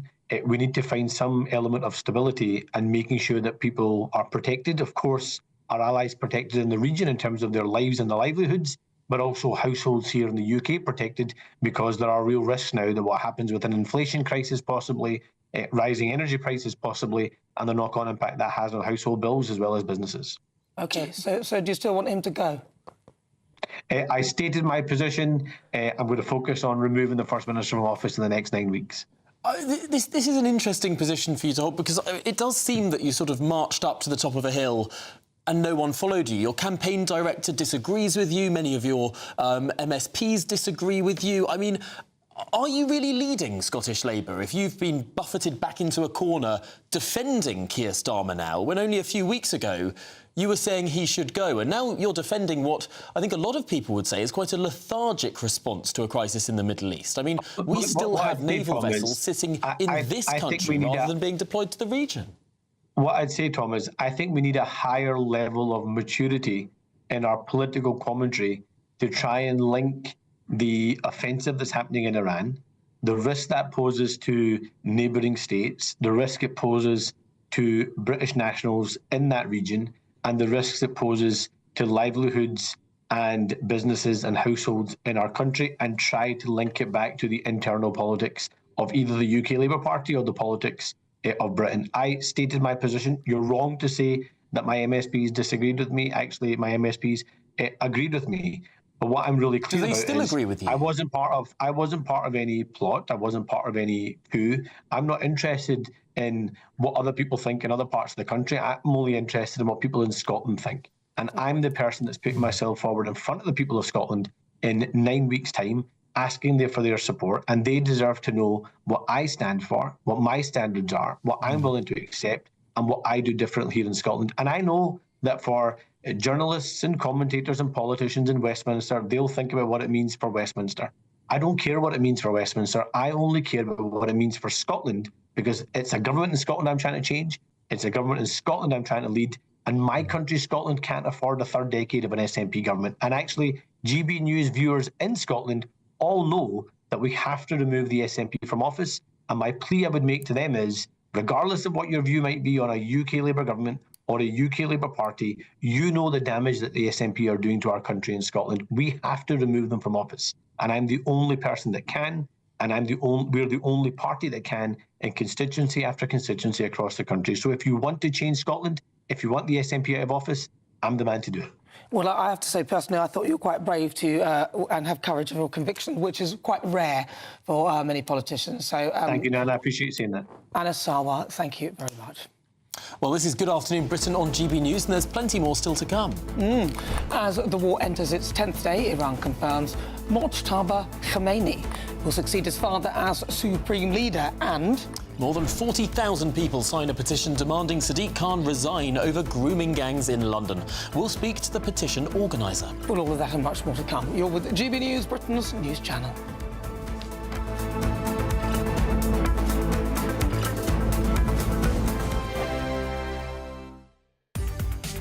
From the school run to the home run, watch a new show for all of Britain. So he can say whatever he wants. A straight-talking show where all voices are heard. And, you know, when are we going to stop talking about smashing the gangs and actually do it? With the stories that matter from every part of our country. There's a bit of a crash landing there for your Chancellor. Bold, fearless and standing up for you. That's me, Martin Daubney, 3 p.m. till 6 p.m, weekdays, here only on GB News. The People's Channel, Britain's news channel. Westminster's full of talk, but out here, it's the real world. Am I allowed to talk now? No, that's it. This is where it matters, real people and real lives. That's what politics is all about. In fact, has Trump made a good start? No. Straight answers, no spin, and just a couple of pints. How many fingers have I got up? About 10. So join me for Lee Anderson's Real World every Friday at 7 p.m, only on GB News. The People's Channel, Britain's news channel. As soon as it hits 11 and the headlines come in, Late Edition brings you the breaking news from all the front pages. because the news is going to happen. So get a head start today. Patrick Christie's tonight, Late Edition. Alex Armstrong tonight, Late Edition. From 11 o'clock every night. Only on GB News, the People's Channel, Britain's news channel. Exciting news. Every Friday, my Patrick Christie's Tonight Show is going to have a twist to it. We're welcoming some special guests. You. That's right, on Fridays I'm going to be doing my show in front of a live studio audience because this show is about you and what you have to say. It's going to be the same big debates, same big topics, same big opinions, but every Friday night at 9 p.m. you are invited to come on down to Patrick Christie's Tonight to be a part of the action. Only on GB News, the People's Channel, Britain's news channel. At GB News, we love to hear from you, our loyal community. So drop us a line at gbnews.com/yoursay. There you can talk to each other and also to the presenters live on air. gbnews.com/yoursay, because GB News is your channel, Britain's news channel. Hi, I'm Michelle Dewberry, and my show is your opportunity to cut through all the noise and dive in headfirst to some robust debates. Ideas clash. Situation, No, isn't it? no, Because the failure is... You're the failure is... deliberately avoiding my point. Nothing's held back. And if you think this is the end of it, wait for more. And we do not shy away from the difficult stuff. Sometimes I want to shake people and say, if only you understood. So join me on Jubes & Co. weeknights at 6 p.m, only on GB News, Britain's news channel. Join me, Nana Akua, for an informative, interactive news programme with a difference. It's fun. No, he didn't say that, though. I'm so surprised. I think there's an element of truth to that. Join me from 3 p.m. every weekend, only on GB News, Britain's news channel.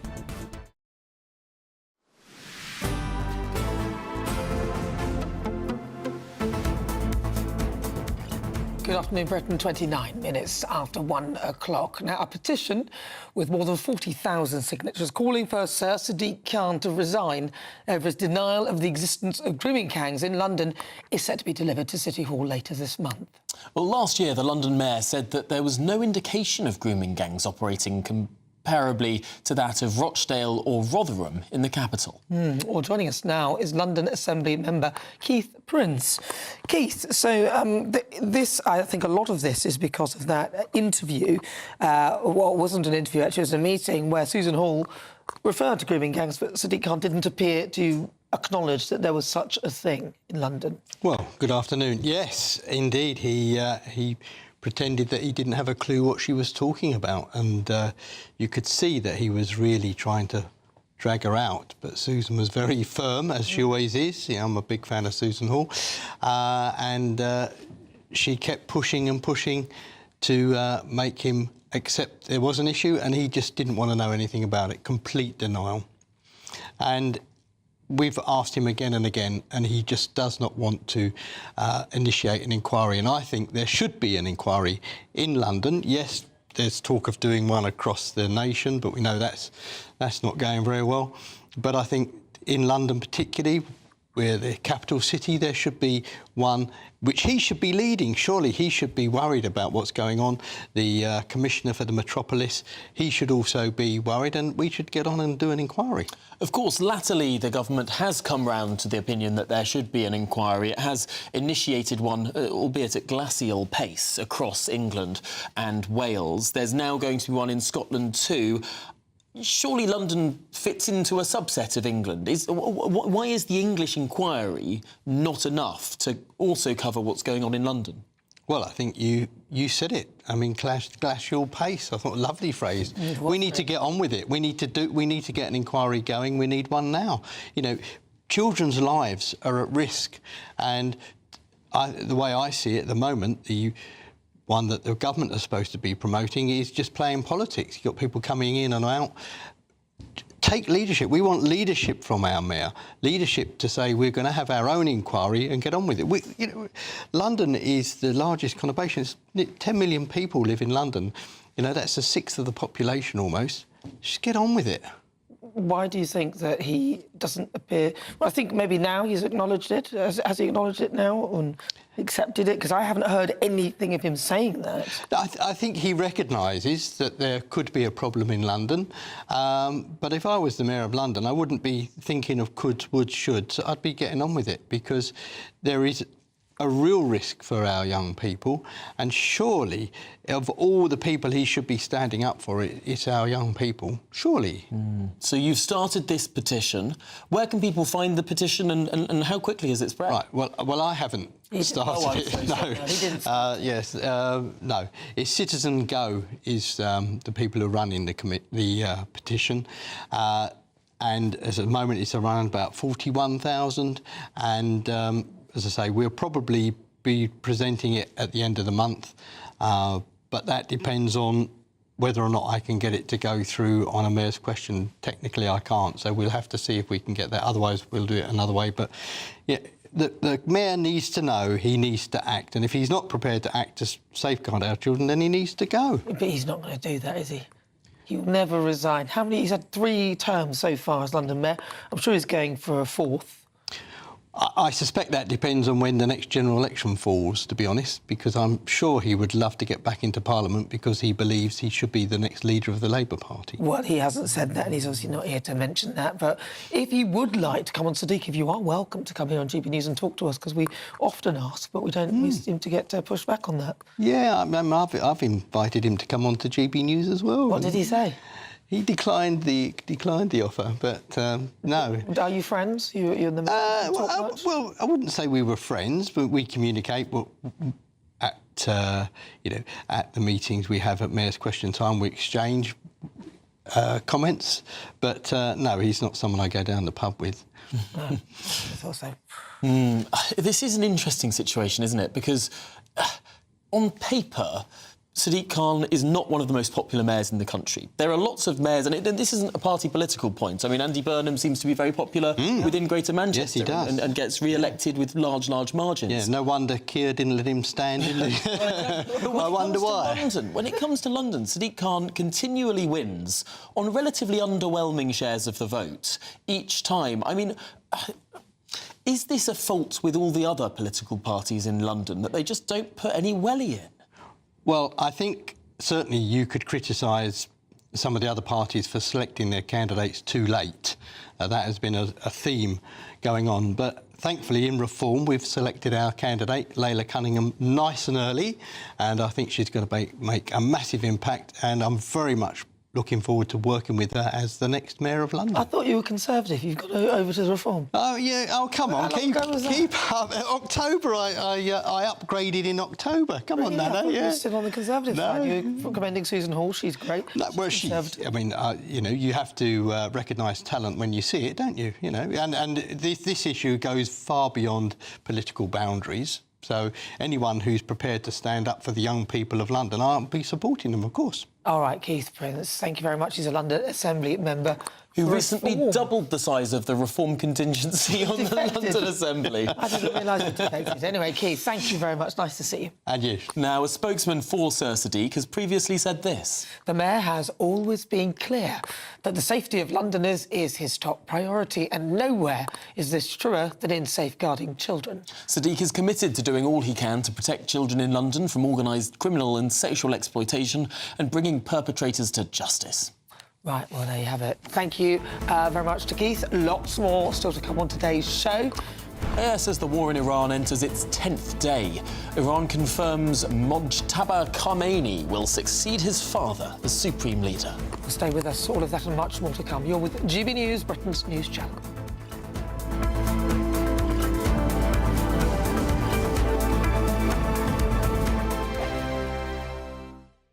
Hello, very good day to you. This is your GB News weather update from the Met Office.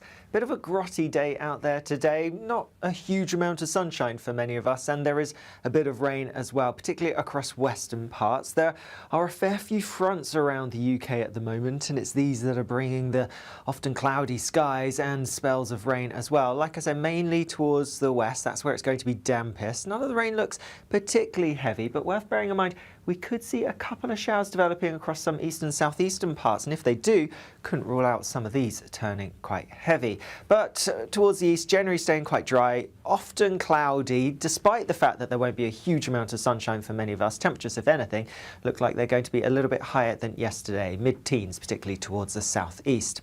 Staying often cloudy, staying a bit damp and grotty for many as we go into this evening. A bit of sunshine towards eastern parts of Scotland, maybe towards the far west as well, but for most it's a cloudy picture. There'll be some damp weather around, a bit of light drizzly rain in many places, some thick cloud coming in across parts of Northern Ireland later on as well, and across much of England and Wales. Yes, there will be some breaks in the cloud perhaps, but generally it is going to stay pretty grey, and there will be a bit of rain at times too.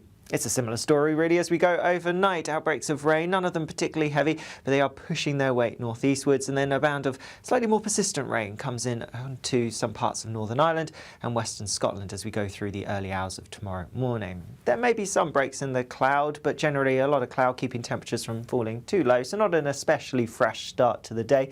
Fairly mild, but again it could be quite grotty in places, some low clouds, some mist, some murk, that kind of thing. And then we see more persistent rain pushing its way eastwards into parts of southern Scotland, the far northwest of England, also western parts of Wales, some outbreaks of rain here, a few outbreaks of rain further west. The best chance of any brightness will be towards the southeast, but here temperatures a few degrees down on today. Bye-bye. Thank you, Britain, for all of you who listen to GB News Radio. Whether you're at home or on the go, you're making us Britain's news channel and Britain's radio station. Good afternoon. This is the latest AI travel news from gbnews.com. On the A9, northbound is restricted between Luncarty and Bankfoot because of planned maintenance. In Leicestershire, Northamptonshire's M1 northbound between Junction 24 and Junction 25 has one lane closed for a police incident, with recovery expected after 2:30 this afternoon. On the A303 westbound between the A338 and the A345, all lanes are shut due to a broken down vehicle. And on the trains, Avanti West Coast has major disruption on some routes, and Cross Country is reporting major disruption at Glasgow Central. For more travel news, go to gbnews.com.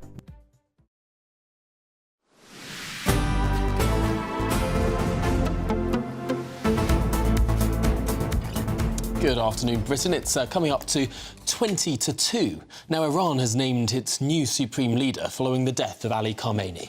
Yes, his son Mojtaba was chosen as his successor by a clerical body as the war enters its 10th day. So, how will his appointment affect the ongoing conflict in the Middle East? Well, International Organisation for Protection of Human Rights Director Matty Heaven joins us now. Matty, so basically we understand that Khomeini's son actually lost his mother, his father, his wife and a child during this conflict, possibly a bomb from America or Israel. So is this worse in a sense for the Americans if they're really looking for a decent leader to take over? Won't he be full of bitterness and even doubling down? Thank you for having me today on this very needed, important issue. Yes, I just want to give you a little bit of background about who Mojtaba Khamenei is. Apart from being the son of Ali Khamenei, there was an event that took place, a famous event in Iran in 1998, and it was called the Chain of Murders, who was led by Saeed Emami. It was a very famous event where writers, political dissents from inside, outside of Iran, activists were being murdered and killed. And the most closest person to Saeed Emami was Mojtaba Khamenei. Mojtaba Khamenei has always been in direct contact with the IRGC intelligence force, and he was behind the recent repression, suppression, ordering of the killing.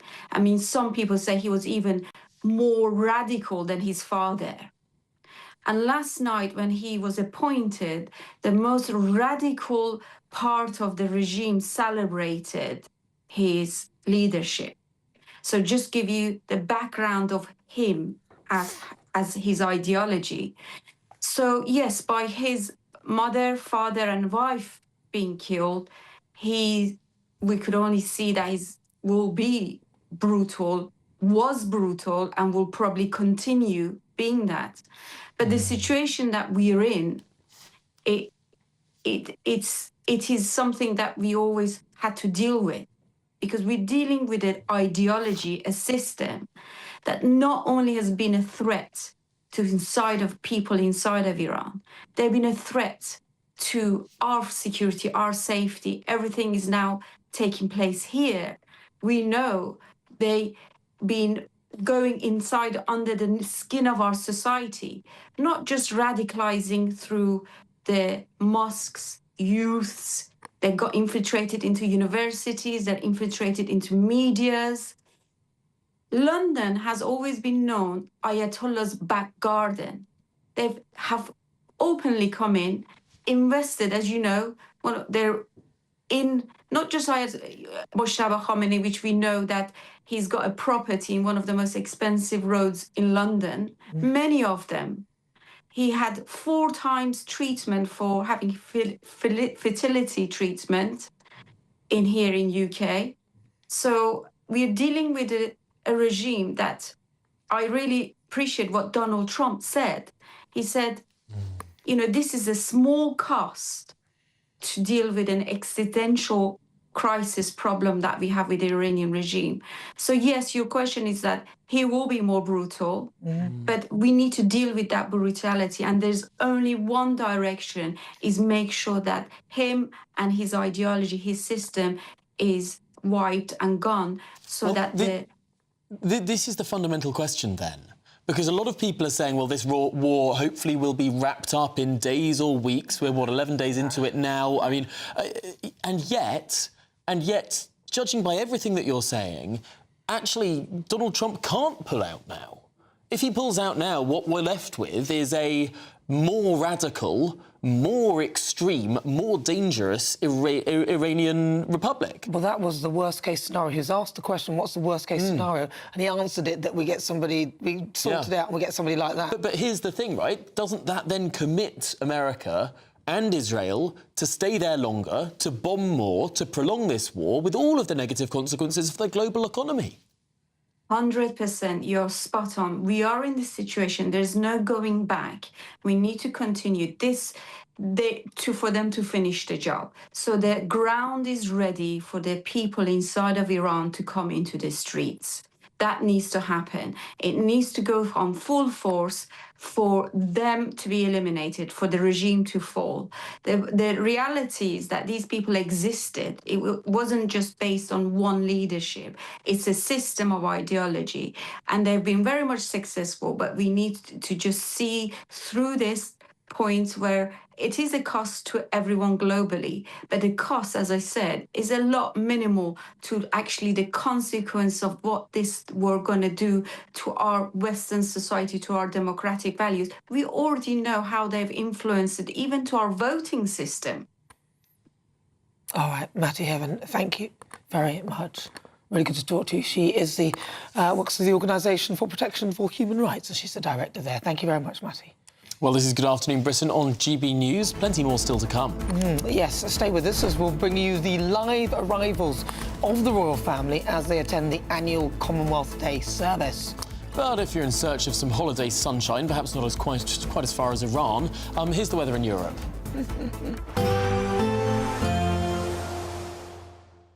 Dinner under the stars tonight? That reminds me of our travel insurance. You mean all clear skies? All Clear Travel Insurance sponsors GB News travel destinations forecast. Hello there, welcome to your latest holiday sun forecast. So there's more rain on the way for parts of Spain and Italy, but for a lot of the Mediterranean, it does look like it will start to settle down middle part of the week. At the moment, still some chilly weather for the Canaries, but even there it will warm up as we go through the next few days. But you can see plenty of rain for parts of Spain and Italy, but already some sunshine down towards Turkey and Greece, and that will become much more widespread, as I mentioned, across the Mediterranean as we go through Wednesday and Thursday. All Clear Travel Insurance sponsors GB News travel destinations forecast. In the GB newsroom, we bring you the news as it happens. With our team of dedicated journalists across the UK, we're ready to keep you up to date with what's happening every half an hour, every single day. Bulletins here on GB News, the People's Channel, Britain's news channel. GB News Breakfast, every day from 6 a.m. Well, I actually looked at the survey and looked at the questions asked, and there are two questions asked. The first is, all things considered, how satisfied are you with life as a whole these days? And the second question asked is a sense of meaning. And you're asked to give a value to, I generally feel that what I do in life is valuable and worthwhile. And on the second question, all parents across the board from all socio-economic backgrounds answer that life is much more meaningful with children. But in terms of life satisfaction, particularly where it's like with single parents, or if you don't have faith, or if you don't have family support, life can be harder, which is true. So the real question is, how can we support families to really, in the job of raising children, because it's not the having children that's the problem. Children do not ruin your life. They give you so much. It requires a lot of work, but what you get back is so much, and you experience depths of love, enrichment that you don't find normally. So it depends on what you do, but you've got to be realistic. Kids also cause problems as well. As much as I'm blessed to be a mother of 4. Children are hard work and people live in a fantasy, and I think that is why there is so much postnatal depression, so much people don't know what's going to hit them. I think people get into this bubble, think they're going to have this child, they're going to travel the world, and it's all going to be bliss. If you're poor, that ain't happening. I think we know many people get divorced because of having kids. Kids do cause happiness, and don't get me wrong, they do give you so much, like you said, enrichment, but on a realistic level, I think they can be hard work. And to me, when I go up the nursery, no mum looks happy. That's just me. GB News, the People's Channel. As soon as it hits 11 and the headlines come in, Late Edition brings you the breaking news from all the front pages. because the news is going to happen. So get a head start today. Patrick Christie's tonight, Late Edition. Alex Armstrong tonight, Late Edition. From 11 o'clock every night. Only on GB News, the People's Channel, Britain's news channel. Britain deserves a newsroom that puts the facts and your voice first. Well, and that's what you get on GB News. Lively debates, lively conversation. And we're not afraid to hold power to account. And each other. So join me, Andrew Pierce. And me, Miriam Cates, for Britain's Newsroom, weekdays from 9:30 on GB News.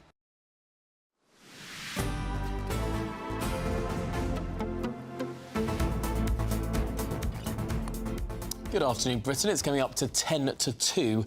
Now the royal family are preparing to attend a service at Westminster Abbey to honour Commonwealth Day. King Charles is expected to praise the unifying force of the Commonwealth amid the pressure of conflict in the Middle East and Ukraine. Well, it all comes as the BBC faced criticism for axing its live coverage of the service, which has been screened annually since 1989. Well, the broadcaster cites funding challenges as the reason for this cut. Really? Well, our royal correspondent Cameron Walker joins us from Westminster Abbey. Cameron, what more can you tell us? Well, good afternoon, Tom and Nana. It is incredibly noisy here outside of Westminster Abbey. We seem to have got into a bit of a situation where we've got two competing sides. On the one side, which is closest to where I am, is the at least 3 separate protest groups who have come here to make their voices heard. Perhaps the loudest is the Republican movement, who are trying to remind perhaps the royal family and the public about Andrew Mountbatten Windsor's arrest last month. Of course, he's been released under investigation and denies all the allegations against him. But then right by the Abbey, we have a magnificent steel drum orchestra trying to drown out the noise of the protesters ahead of the royal arrivals, because of course it is the King, the Queen, the Prince and Princess of Wales, Princess Anne and Vice Admiral Sir Tim Lawrence, who are representing the royal family here. We are also expecting senior government ministers, including the Prime Minister, to be in attendance, as well as High Commissioners of the 56 independent nations in which make up the Commonwealth. For the King, he is head of the Commonwealth, and he uses Commonwealth Day message to urge us, as the 3 billion or so citizens of the Commonwealth, to talk about the untapped potential for prosperous trade between trusting partners. The Commonwealth is often described as a family of nations spanning across the entire globe. As I said, 3 billion people, quite a vast majority of which are actually young people under the age of 30. That's what, of course, the King wants to focus on, but he does concede in his Commonwealth Day message that there is clearly a much more or an increasingly fragmented world. We have the war going on in Iran, we have the conflict in Ukraine and other areas around the world, including in Cameroon, which isn't often talked about in the news, but there is some conflicts going on in that country, and there's a protest group here trying to raise concerns about the alleged human rights abuses in that country. We also have an LGBT group here who are trying to raise awareness about some of the alleged anti-LGBTQ plus laws in some of the African nations of the Commonwealth. So there's a lot of very angry, noisy people here, but there are also some royal supporters who are, of course, very excited to see members of the royal family. But the King's also been dragged into perhaps a bit of a diplomatic row when it comes to whether or not he'll be visiting President Trump in the United States next month. Over the weekend, we reported here at GB News via Ben Leo, my colleague, US sources, questioning whether or not that visit is going to be taking place at the end of April. From Buckingham Palace's perspective, well, they haven't announced anything. It's not been officially announced. And in fact, Downing Street said earlier today that there has been no state visit that's been announced for the King to travel to Washington, D.C. to meet the president. So I think watch this space is the best I can give you on that one. But will President Trump really want to host King Charles when he is focused on the war in Iran, and of course has been quite heavily critical of our Prime Minister Sir Keir Starmer?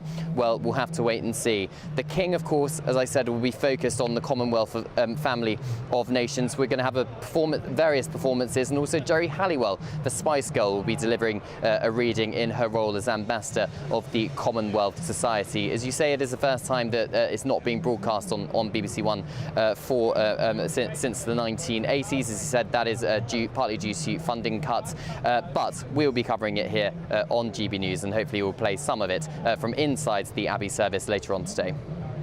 Oh, right, great. It's going to be wonderful. Absolutely. Cameron Walker, thanks indeed for being there for us.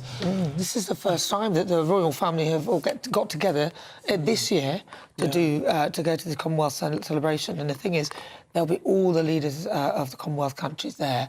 And I'm wondering... Or representatives. Representatives, yeah. And they'll be all there. And I'm wondering whether they will mention Andrew Mountbatten Windsor at all.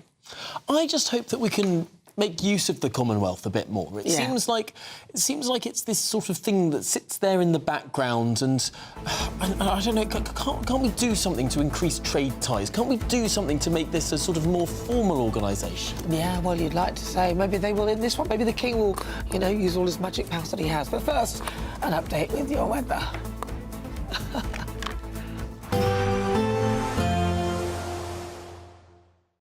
Today, clouds overhead. Total zen within. Boxed Solar sponsors the weather on GB News. Hello again, I'm here from the Met Office with your GB News weather update.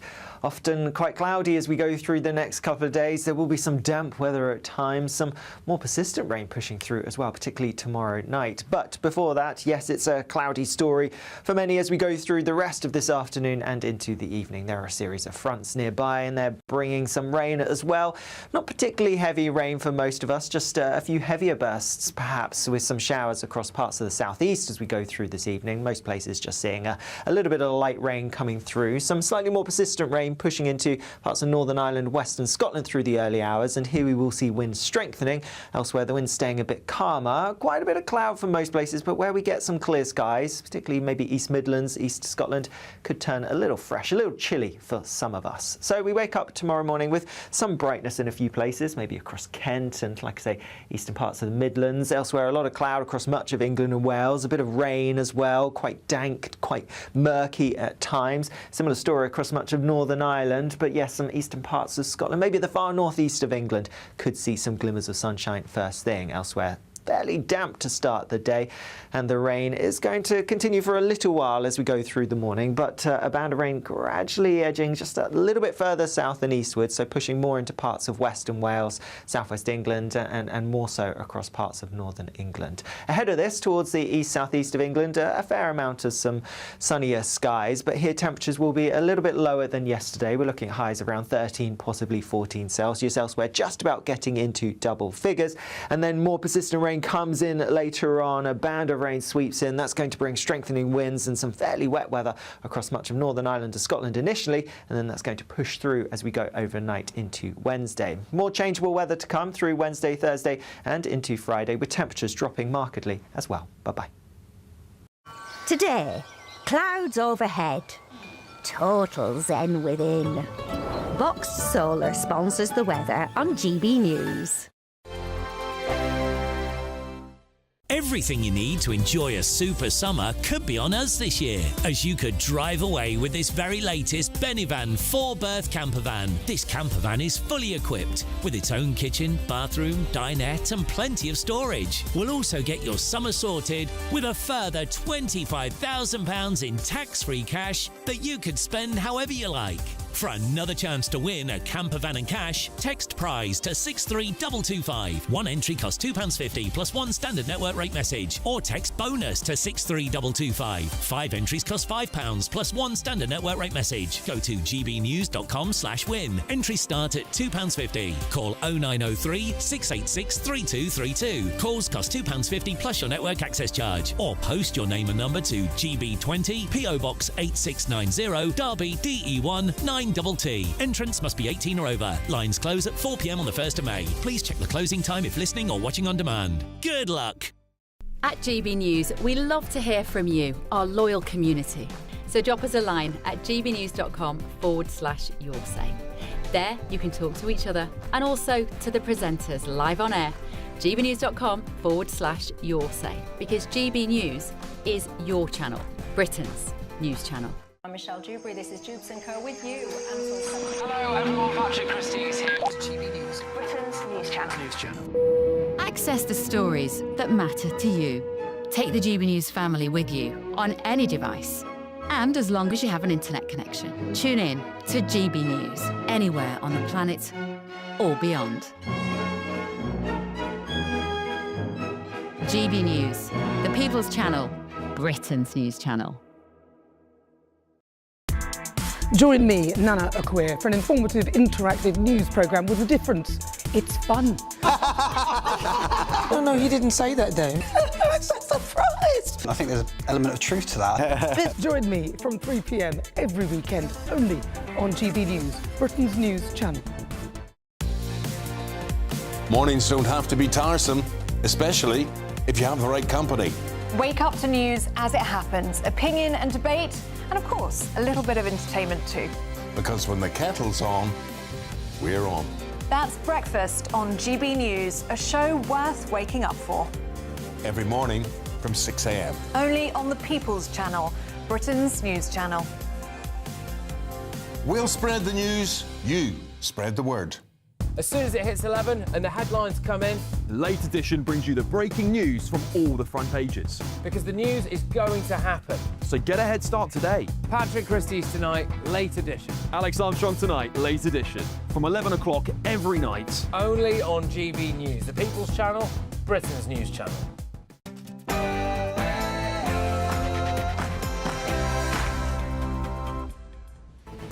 Good afternoon, Britain. It's 2 o'clock on Monday, the 9th of March. I'm Tom Harwood. And I'm Nana Akua. Petrol prices could hit £2 a litre for the first time as the Middle East crisis sends oil markets soaring. We'll look at what it could mean for drivers and whether Britain faces another cost of living shock. Well, Number 10 sources saying this afternoon there are currently no issues reported when it comes to importing fuel into the UK. Nonetheless, the AA are telling drivers to cut out some non-essential journeys. The RAC telling drivers to be more fuel efficient as prices at the pump look set to continue rising. Meanwhile, the Prime Minister has rebuked Donald Trump's criticism of Britain's role in the Iran war, saying decisions in Britain's national interests are for him to make and then unmake and then make again. Decisions about what's in Britain's best interests are decisions for the Prime Minister of Britain. In the meantime, Iran shows no sign of backing down, naming Mojtaba Khamenei, the son of the late Ali Khamenei, as the regime's new supreme leader. Now, he's already vowed to step up missile strikes on infrastructure. To that end, a number of missiles and drones were launched, not just in Israel, but at a number of Gulf states over recent hours. One of the missiles with the new supreme leaders etched on it. Elsewhere, ministers launch a new plan to combat extremism and promote shared values across Britain. It includes tougher oversight on charities and new reporting systems at universities, although there's still a sneaky Islamophobia definition in there. The royal family prepares to celebrate Commonwealth Day with a special ceremony. We'll have all the arrivals and bring you the build-up. The King wants to celebrate the unity between the 56 Commonwealth nations, but outside Westminster Abbey this afternoon, there are at least 3 separate, very noisy protest groups. More details shortly.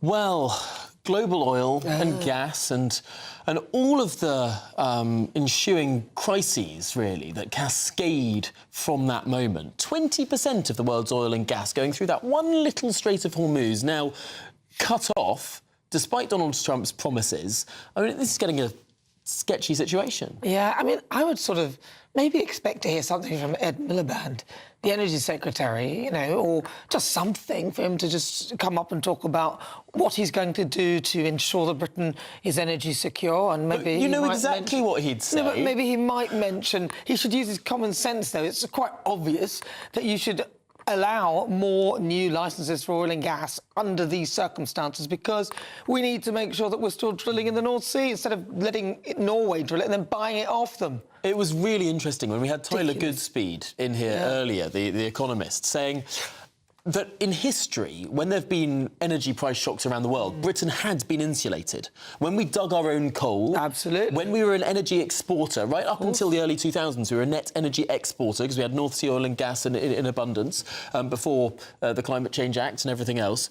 It's only now that these energy price shocks are really hitting Britain because uniquely in our history, in the last 20 years or so, we've become a net energy importer. Well, and the net zero zealotry that seems to be going down is ridiculous. It is so obvious to you, I, and loads of people watching, the British public, that under these circumstances, this actually highlights our need, yes, to be energy secure, but to use the resources that we currently have, which is oil and gas. Well, this is the thing. When people say we need more wind turbines, that's absolutely fine as long as the wind is blowing. Exactly. What happens when the wind's not blowing? We use gas. every wind farm that is built requires gas backup. So the idea that we can build wind farms and be insulated from global gas prices is arrant nonsense. But haven't they, I mean, they're talking about pylons everywhere. I mean, I don't know whether they factored that into the cost of the energy that is given, but I think it's a huge sort of project to undertake for, I think, very little when you've got so much other opportunities to drill for more oil and gas in our very own North Sea. Yeah, it's interesting. All these Middle Eastern countries, very, very rich. Laughing at us. They're not rich because they've built a lot of wind turbines, are they? No, not really. But what do you think at home? gbnews.com/your say or scan the QR code on the screen. But first, your latest news headlines with Tatiana Sanchez.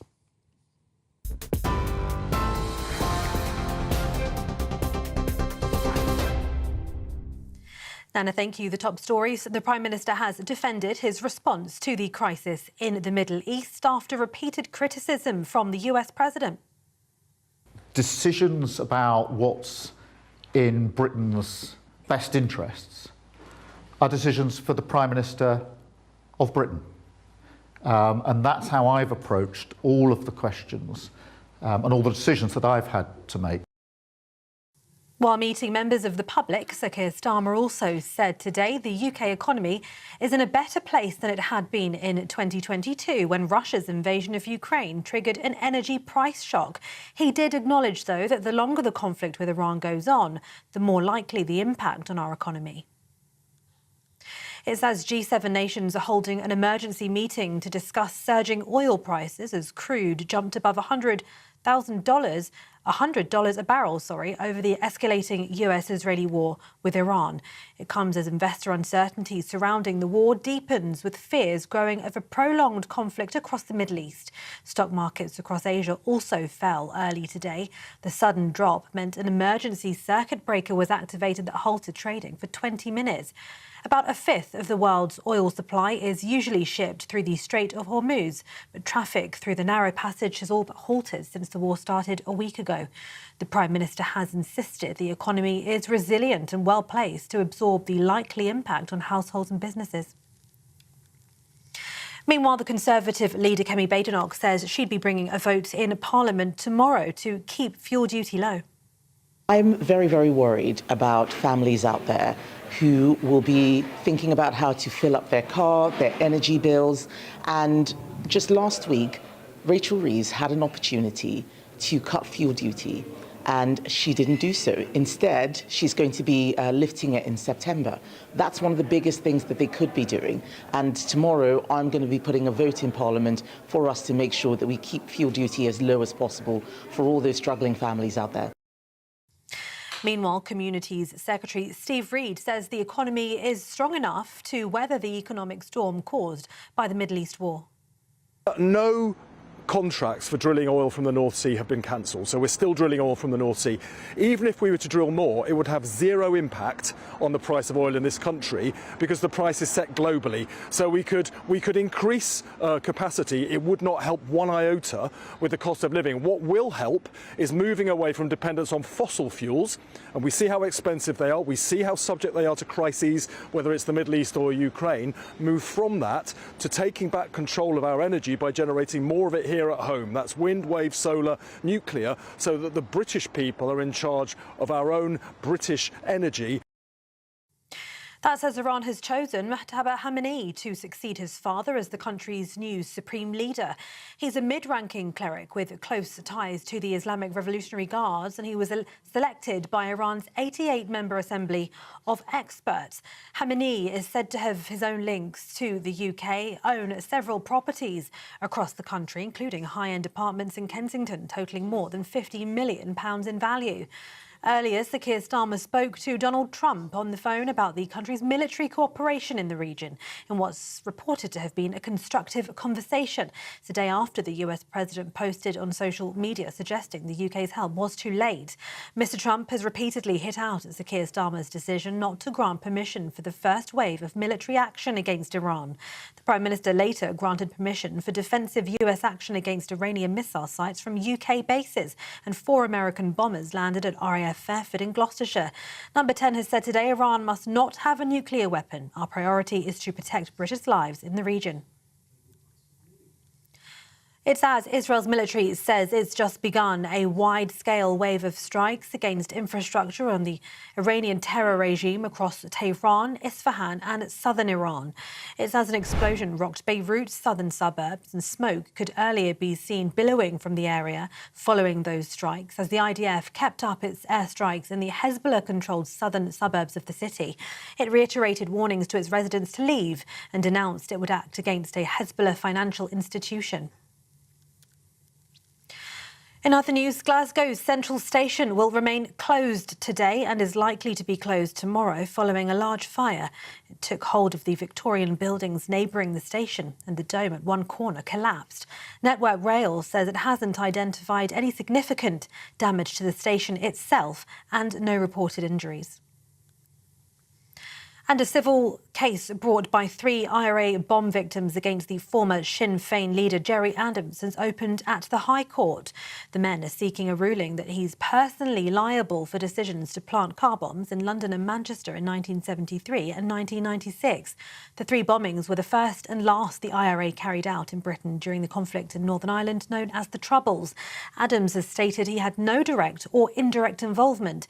He arrived at the Royal Courts of Justice today wearing what appeared to be a bulletproof vest and was driven into the car park.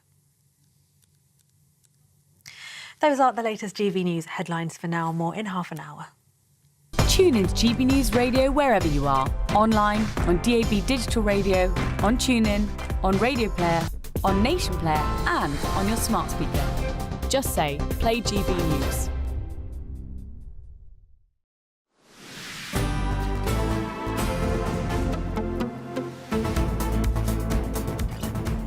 Good afternoon, Britain. It's now 11 minutes past 2. Now, the longer the conflict in the Middle East continues, the greater the risk of the economic damage. That's a fairly obvious warning from Sir Keir Starmer. Well, speaking at a community centre in London, the Prime Minister reassured the public that the economy is well placed to absorb any impact on households and businesses. Well, that's what he thinks anyway. It comes as the Chancellor meets with G7 financial ministers to discuss releasing global oil reserves. Well, we're now joined by money expert Jasmine Birtles. Jasmine, it feels as though the Prime Minister is saying nothing to see here. Everything's under control. Even though yesterday we reported that apparently we only had 2 days' worth of gas storage. Is he right? Is everything fine, even though we all know that the longer the war continues, things will get worse? But he seems quite calm at the moment about how things are going. He does, and to be fair to him, part of his job is to say, it's OK, we're all right. Because if he said, you know, don't panic, we're panicking, but don't, then we would panic. So it is his job as the leader of this country to give a calm view of things. Whether it's accurate or not, as you say, is questionable. Certainly from people I've spoken to about our electricity supply, for example, it is by no means a certain thing. And I think over the last few years, we have heard a number of people say, get a generator, have something set aside just in case the electricity goes. As you say, the gas reserves are not as nowhere near, I consider, as high as they should be. And of course, we are not drilling as much as we should be in the North Sea.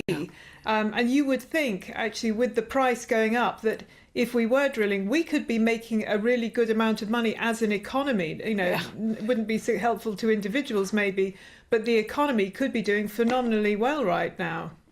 I mean, this is the trouble, isn't it? That even if we were to... These are decisions that we should have taken 10, 20 years ago if we really wanted to take advantage of that. Frankly, a lot of people will be worried about what's going to happen in the short to medium term, where we can't really spin up a massive, greater amount of oil extraction or even build tens of thousands more wind turbines or whatever else it is. What do we do now? Oh, good gracious, yes. What do we do? So as individuals, when it comes to cutting down the cost of travel, for example, I think more and more people are going to be questioning, do they need a car? And can they do some actual carpooling, for example? There are quite a lot of websites now like BlaBlaCar and LiftShare where you can pool cars. I live in London and I actually hire a car every now and then from a friend. And this is something I think that more and more people will be looking to do. They'll be looking to save money on their own petrol, their own transport, etc., which is particularly difficult if you live in the country. In the town, it's not so bad. You can use other forms of transport. In the country, you basically need a car, so it's going to have to be a question of looking for ways to do it. As a nation, as you say, it all takes time. We need nuclear reactors. That's going to take another 10 years, really. And I do think that it would be a good idea to consider fracking, at least to consider it. I do know there are a lot of arguments against, but we need to have an open and frank discussion about this. Maybe have more windmills, more solar, but again, that they're not very efficient ways of producing energy, and again, they take time to set up. So everything, I don't honestly think there's anything we can do in the short term. Medium term, maybe. It's all really long term, and as you say, if only we'd realised 10, 20 years ago. You know, I always thought when Liz Truss was doing her big, expensive energy price subsidy for the country, I always thought that she should have made an address to the nation and said, this is your quid pro quo. I will pay half your energy bills. We will put that on the government, but we need to pay for it. So here's the deal. Here's the deal. I will pay for half of your energy bills, but you have to accept we're doing fracking. We're opening up the North Sea. We are building wind turbines. We are building solar farms. We're doing an all-in China-style energy strategy that would generate a lot of money that would then pay for the energy bills. And that would sort of be a down payment. I don't know why the political communication had never been made that way. Absolutely. And we remember Nick Clegg back in the day saying, oh, we don't need nuclear reactors. It was one of the has lots of things to look back on, and that's probably one of the biggest. We could by now have proper energy from a nuclear reactor or nuclear reactors. We really need at least 2 or 3 of them. And he went, no, we don't need those. Shocking. Well, Jasmine Bertels, we could have done lots of things, but I'll tell you what I won't be doing, lending my friend my car. Jasmine Bertels, forget it. Thank you, Jasmine. Lovely to talk to you. She's a money expert. God, well, let's cross to our national reporter, Will Godley, now, who's at a petrol station in North London for us. Will, people are worried. Yeah, they are worried. The government, though, seeming to try and be a voice of reassurance this afternoon. Number 10 sources telling GB News fuel production imports are continuing with no issues being reported. Despite, though, that word of reassurance, both the RAC and the AA giving advice to motorists amidst fuel price rising and oil prices that we haven't seen since 2022 when Russia invaded Ukraine. And since the start of this war in Iran, we have seen prices rising at the pumps. Petrol's gone up by 5p and diesel up by 9p. In fact, diesel's rising at the fastest rate since 2022. Of course, when energy price shocks were felt across the world and here in the UK, triggering a cost of living crisis. Well, here today, we're not quite at those record-breaking levels we saw in 2022 when petrol was at nearly £2 per litre. The price on the board behind me, £1.46.9. Diesel, £1.61.9. Motorists, though, told me earlier they are feeling the pinch. Build up all last week, but because I live up north driving, it gets quite expensive coming back from where I live back down to London where my partner is. But I think it's probably a small price to pay for what's going on in the Middle East, isn't it? Yes, but I'm leaving the country shortly, so I'm not so worried, and we have an electric car as well, so I'm just stocking up. Not at the pump, but with my oil at home for heating, yes. That's gone up massively, that has. 57p last week, would have been on Monday, and it jumped up to £1.27 per litre. So, yeah, getting hit hard on that. I should need petrol by the end of the week, as I'm going to Northampton. So I thought, do it now, while it's at this price, rather than wait until it's gone up even more. So the AA are telling drivers today not to change their refuelling habits, but perhaps they should cut out some non-essential journeys to save fuel. The RAC urging drivers to continue refilling as normal, but to drive more fuel efficiently, not braking and accelerating harshly, and to ensure the pressures in their tyres are at the optimum level for best fuel efficiency to save money as prices look set to continue rising, something the government's saying they're monitoring closely. Will Godley, thank you very much. Good to talk to you. Gosh. Well, let's speak to some of the wider geopolitics of this now with Mark White, our Home and Security Editor. Mark, I get the feeling that Donald Trump thought that this would be a sort of Venezuela-style scenario, that it would be over perhaps faster than it's going to be. Did he? Who told you that? The New York Times was reporting recently. Yeah, let's definitely rely on the New York Times. There were some people around the administration who gave a relatively high chance of a one-and-done decapitation strategy working. I don't think President Trump... Listen, you know, Donald Trump's style is obviously to accentuate the positive, to say the very least, in the way in which his language around these issues goes. You know, he's quite bombastic, but at the end of the day, he will have been briefed on just how difficult a prospect Iran is, a country that's much bigger than Iraq in population terms and in geography terms, has different sets of issues and makeup in terms of the demographics of it that make a sort of rapid overthrow of this regime much more difficult. So, yes, of course, they may have hoped that the strikes going in there could bring about a rapid change and collapse of the regime. But on the other hand, I think they're more than prepared, as they briefed out themselves, saying this is an operation that is going to last several weeks. So we're only now in the 10th day of that. I think it's probably a tad premature to jump in and say that he'd expect it to be over by now. Perhaps hoped. Hoped, definitely. We all hope it to be over quite quickly. But what about munitions and supplies? Because it would appear that Iran have a huge storage of these Shahed drones that aren't really that expensive, but yet the Americans are shooting them down with $3 million missiles, which they can't carry on like that. And it all points to the real threat that there was there, the fact that there are so many thousands of these ballistic missiles, before you even then take into consideration the other slower moving missiles like cruise missiles, and then the drones. Many tens of thousands, maybe hundreds of thousands of drones, which are much cheaper. They are being stored, of course, in underground layers. That's why we've seen a move to offensive capabilities using some of these heavier bombers that are now repositioning to RAF Fairford in Gloucestershire and Diego Garcia that can penetrate deeper into the earth with a view to hopefully taking out some of these missile and drone stocks. But there's no doubt Iran still possesses a potent capability, despite the fact that, you know, the US say they have destroyed 60% of the missile capabilities. There's still a very significant and potent capability there, as demonstrated again today by the fact that Israel has come under repeated attacks. 2 people were killed on a construction site when missiles struck in central Israel. And in addition to that, Gulf states and even Turkey struck, or not struck, but they intercepted and took out a missile as it entered Turkish airspace.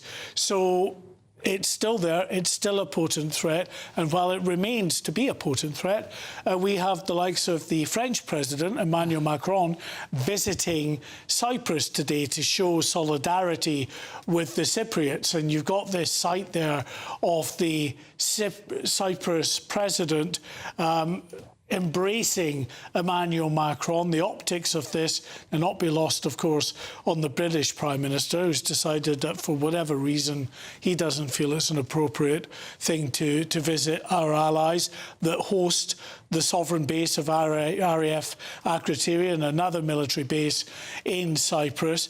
RAF Akrotiri has come under direct drone attack in recent days. What about, is it true that the Iranian leaders said that to the other Arab states around that if you stop firing on us, then we won't fire on you? That Iran has said that to the Arab states. I heard that and I thought, is that true? No, well, Iran has said throughout basically the reason it's targeting Gulf states is because they play host to American bases. Now, whether those American bases are directly involved in actions against Iran or not, and I suspect most probably are not, it's still seen by Iran as a potent threat because it's playing host to these US bases. And as I say again, Iran is targeting these Gulf states today, and Turkey as well, because, of course, Turkey is a NATO member. It plays host to US bases too. I suspect some of those things they're firing on are empty, supposed missile sites and stuff like that, and the Iranians have got their stocks elsewhere. Well, I suppose this is only the beginning. All right, Mark White, thank you very much. Mark White, thanks indeed. This is Good Afternoon Britain on GB News. Plenty more still to come. Yes, we'll be getting live arrivals of the royal family as they attend the Commonwealth Celebration service. But after the break... The government unveils a new crackdown on extremism in universities and the charity sector, although is this to mask a new surreptitious Islamophobia definition? Very suspicious. All of that and much more to come. You're with GB News, Britain's news channel.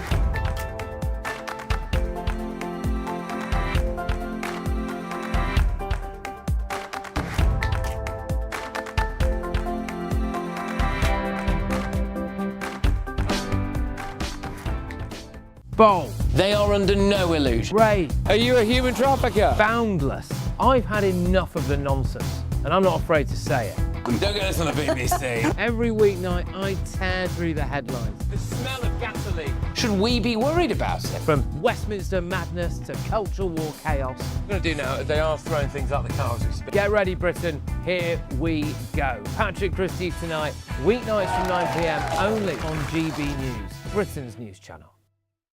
Hi, I'm Michelle Dewberry, and my show is your opportunity to cut through all the noise and dive in headfirst to some robust debates. Ideas clash. Situation, isn't it? No, because the failure is you're deliberately avoiding my point. Nothing's held back. And if you think this is the end of it, wait for more. And we do not shy away from the difficult stuff. Sometimes I want to shake people and say, if only you understood. So join me on Jubes & Co weeknights at 6 p.m, only on GB News, Britain's news channel. Mornings don't have to be tiresome, especially if you have the right company. Wake up to news as it happens, opinion and debate, and of course, a little bit of entertainment too. Because when the kettle's on, we're on. That's Breakfast on GB News, a show worth waking up for. Every morning from 6 a.m. Only on the People's Channel, Britain's news channel. We'll spread the news, you spread the word.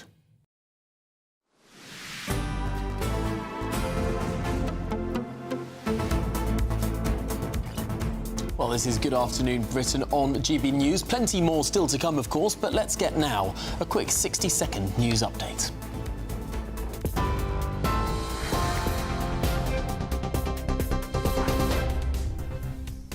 Tom, thank you. The top stories. The Prime Minister has defended his response to the crisis in the Middle East after repeated criticism from the US President. Decisions about what's in Britain's best interests are decisions for the Prime Minister of Britain. And that's how I've approached all of the questions and all the decisions that I've had to make. Well, that's as G7 nations are holding an emergency meeting to discuss surging oil prices as crude jumped above $100 a barrel over the escalating US-Israeli war with Iran. Iran has chosen Mojtaba Khamenei to succeed his father as the country's new supreme leader. He's a mid-ranking cleric with close ties to the Islamic Revolutionary Guards. Scotland's busiest railway station is closed all day today and into tomorrow after a major blaze in which part of a building next door to it collapsed. Those are the latest headlines for now. Sam has your next update at 3 o'clock. You can now watch GB News live across the United States of America and the world on Truth Plus. Scan the QR code to find out more or visit gbnews.com/truth.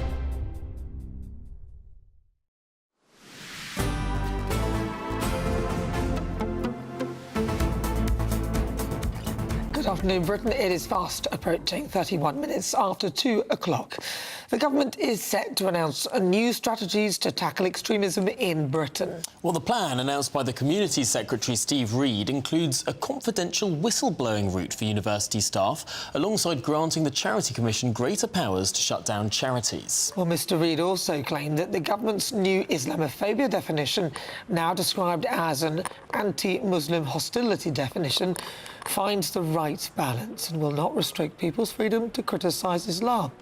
But is that the case? Let's speak to the lawyer Mahtab Aziz. Mahtab, thanks indeed for joining us. A lot of people have been very concerned about an Islamophobia definition. I mean, why does the government think that bringing forward one will help? Surely racial hatred and targeted abuse is already illegal. Yeah. Well, thank you for having me on your show. I think we need to look at what's already happened with the anti-Semitism laws. If we have anti-Semitism laws, there should be parity. Muslims should also be afforded that function. Why? Why? Sorry, just out of interest, why? Overall hate laws, yes, but why do you have to have one for anti-Muslim hate as well?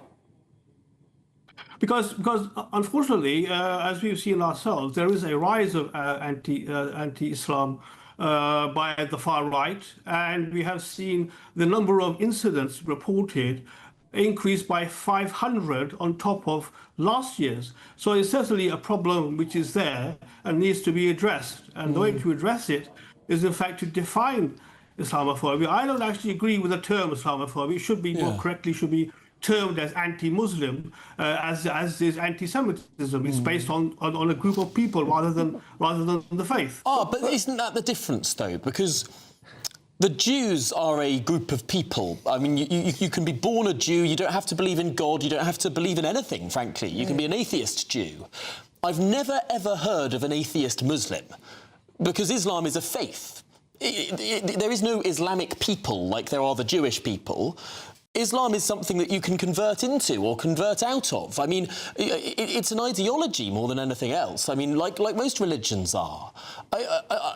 To me, that's a pretty fundamental difference between the Jewish people and people who happen to follow the religion of Islam. Well, I mean, previously, the previous definition of Islamophobia was actually focused more on racism, which I personally felt was wrong. It is, in fact, people who display Islamic attire or get involved in Islamic worship. And for that reason, it is very important that we do have it because as you know, Islam is not dependent on any one race. I mean, there are Muslims from China, there are Muslims from Africa, there are Muslims from Europe. So really and truly, it should be focused on the Muslim aspect of that lifestyle. But aren't there laws already in this country that can deal with anti-hate anyway? We've got hate laws already. And as Tom pointed out, where would you end? You'd have anti-Christianity, you'd have anti-this, anti-that, if we focused on religions. And who is going to decide the difference between something that is criminal and hate or just somebody who's just causing offence? Well, let's remember that this is not going to be legislation. It's going to be a guidance, a guideline, just as anti-Semitism is. So as far as legislation is concerned, the Equality Act does cover anti-discrimination of religion, under which Islam can come. But that's only in sort of 3 areas of harassment, discrimination and hate crime. And this Islamophobia definition, it is hoped, will once taken up by institutions and public offices, that will in fact help to protect people from comments and attitudes which may well, personally hurt them. Well, I think we can certainly agree that the Equality Act is not a very good piece of legislation, although I think I'd probably come at it from a very different perspective. I mean, there are people who've claimed that they're ethical vegans who have received protection under the philosophical element of the Equality Act. There are people who have claimed all sorts of philosophical beliefs that somehow get protection under this piece of legislation, which to me seems bonkers. I mean, why should someone get protection for their ideas? I can understand people getting protection because they're disabled or because of their race, but if you ascribe to a set of ideas, surely those ideas should always be able to be criticised. Yeah. Yes, in fact, yes. I mean, there should be no stifling of freedom of speech, and I'm sure that the new definition will, in fact, state that this is not, in fact, a tool to be used to stifle freedom of speech. All right. Well, listen, thank you very much for that. That's lawyer Mahtab Aziz. Well, do stay with us. We're going to be live outside Westminster Abbey. Arrivals of the royal family are expected very, very soon for the Commonwealth Celebrations service. Yes, all of that and much more to come. You're with GB News, Britain's news channel.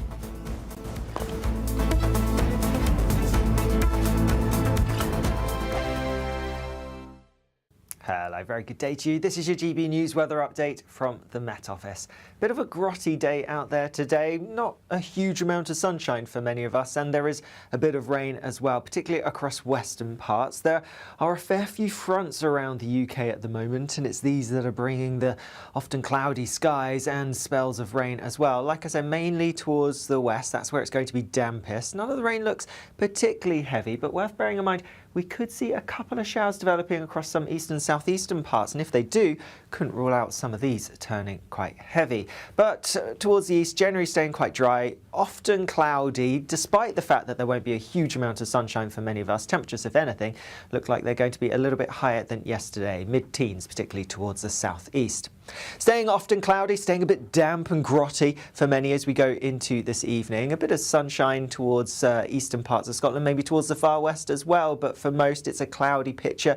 There'll be some damp weather around, a bit of light drizzly rain in many places, some thick cloud coming in across parts of Northern Ireland later on as well, and across much of England and Wales. Yes, there will be some breaks in the cloud perhaps, but generally it is going to stay pretty grey, and there will be a bit of rain at times too. It's a similar story really as we go overnight. Outbreaks of rain, none of them particularly heavy, but they are pushing their way northeastwards, and then a band of slightly more persistent rain comes in to some parts of Northern Ireland and western Scotland as we go through the early hours of tomorrow morning. There may be some breaks in the cloud, but generally a lot of cloud keeping temperatures from falling too low, so not an especially fresh start to the day. Fairly mild, but again it could be quite grotty in places, some low clouds, some mist, some murk, that kind of thing. And then we see more persistent rain pushing its way eastwards into parts of southern Scotland, the far northwest of England, also western parts of Wales, some outbreaks of rain here, a few outbreaks of rain further west. The best chance of any brightness will be towards the southeast, but here temperatures a few degrees down on today. Bye-bye. Thank you, Britain, for making GB News Radio such a huge success. Whether you're in the car, on the go, or listening at home, thank you for choosing us as your radio station. Good afternoon. This is the latest AI travel news from gbnews.com.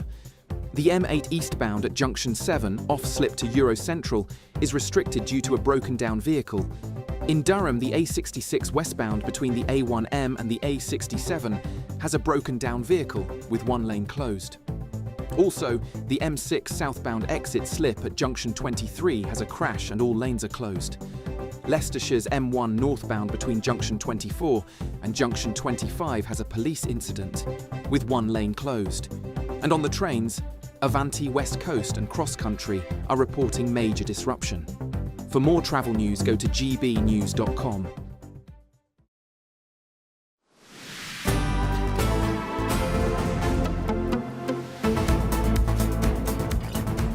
Good afternoon, Britain. Donald Trump has played down the surge in global oil prices, saying that the increase is a small price to pay for global security.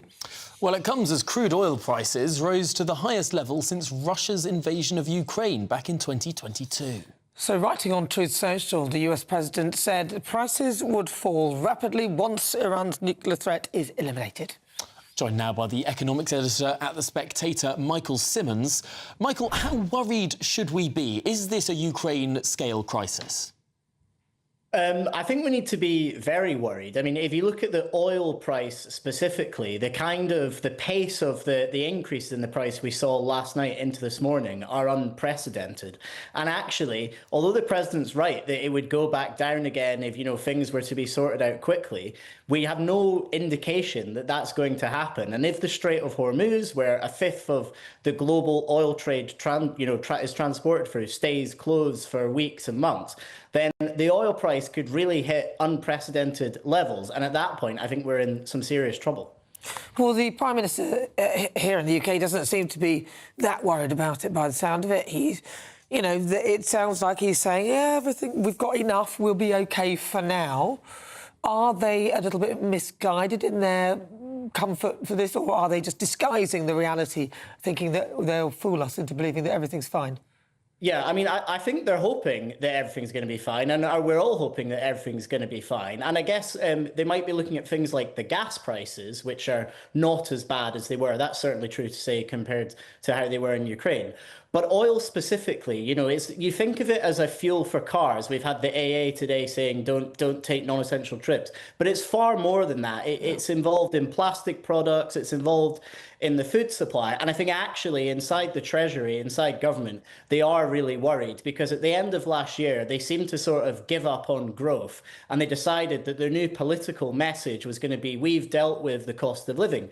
And they pointed to the fact that inflation was meant to come down to something like 2% next month. They were talking about 6 cuts to interest rates. Well, you look at the markets today and traders are betting on that it's just as likely that actually interest rates go the other direction. They get put back up to 4%. And one bank I was speaking to this morning thinks that inflation could head back towards 5% if oil stays above that $100 a barrel mark. So the government will be just having a bit of a wing and a prayer and hoping that the president's right and that the prices do come down quickly. Well, can we please not put up interest rates again? I've got a meeting with my mortgage advisor on Wednesday, and we'd really rather it not go up. Anyway, that's just my personal situation. Michael, this is going to be a very difficult position for the government to try and go through. They're claiming credit for inflation having come down, but of course inflation was at 2% at the time of the general election in 2024. The Labour government got in, inflation went up, now it's come down a little bit, and they're trying to claim credit for it. I mean, it seems like the most ridiculous jiggery-pokery and trickery.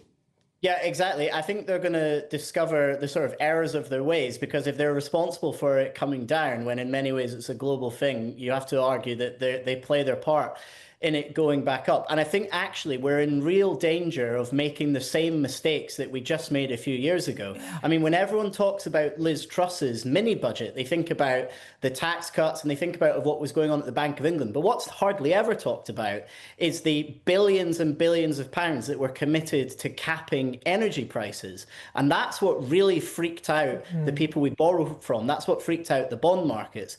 And that's also what led to sort of a resurgent kind of hot inflation. So if, as we heard this morning, the government's saying it will do whatever it can. It might do some sort of price setting, some sort of unfunded subsidy. Then we could very quickly find ourselves in a Liz Truss position again. All right, Michael Simmons, thank you very much. He's the economics editor at The Spectator. Very interesting. Well, this is Good Afternoon Britain with GB News. Stay with us. Yes, we'll be getting live arrivals of the royal family as they attend the Commonwealth celebration service. But if you're in search of some holiday sunshine, well, here's the weather in Europe.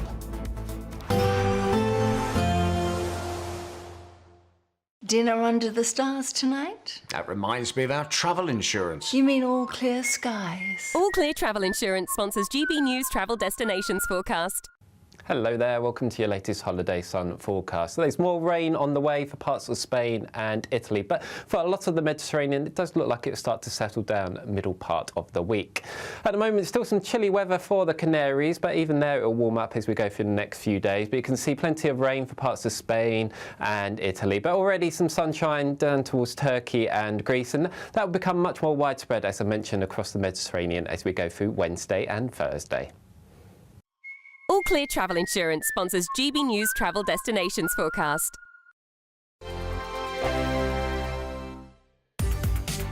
From the school run to the home run, watch a new show for all of Britain. He can say whatever he wants. A straight talking show where all voices are heard. And, you know, when are we going to stop talking about smashing the gangs and actually do it? With the stories that matter from every part of our country. There's a bit of a crash landing there for your Chancellor. Bold, fearless and standing up for you. That's me, Martin Daubney, 3 p.m. till 6 p.m, weekdays, here only on GB News. The People's Channel, Britain's news channel. Westminster's full of talk, but out here, it's the real world. Am I allowed to talk No, now? that's it.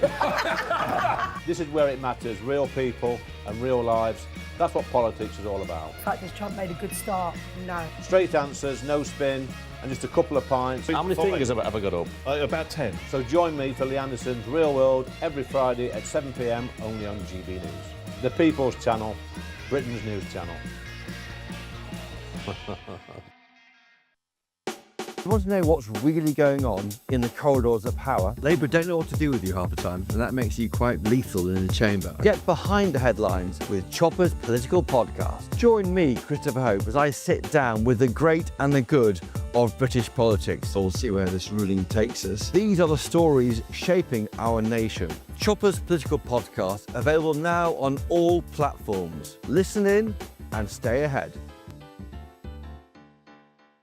As soon as it hits 11 and the headlines come in, Late Edition brings you the breaking news from all the front pages. because the news is going to happen. So get a head start today. Patrick Christie's Tonight, Late Edition. Alex Armstrong Tonight, Late Edition. From 11 o'clock every night. Only on GB News, the People's Channel, Britain's news channel. Decisions made in Washington aren't just shaping America, they're shaping Britain too. From migration to global security, from crime to health. Whatever happens in the White House today will be felt in your town or city tomorrow. That's why The Late Show is live from Washington, D.C. Cutting through the politics to show you what it all means for Britain. The Late Show live every night at midnight. Only on GB News. Britain's news channel. Britain deserves a newsroom that puts the facts and your voice first. Well, and that's what you get on GB News. Lively debates, lively conversation. And we're not afraid to hold power to account. And each other. So join me, Andrew Pierce. And me, Miriam Gates, for Britain's Newsroom, weekdays from 9:30 on GB News. At GB News, we love to hear from you, our loyal community. So drop us a line at gbnews.com.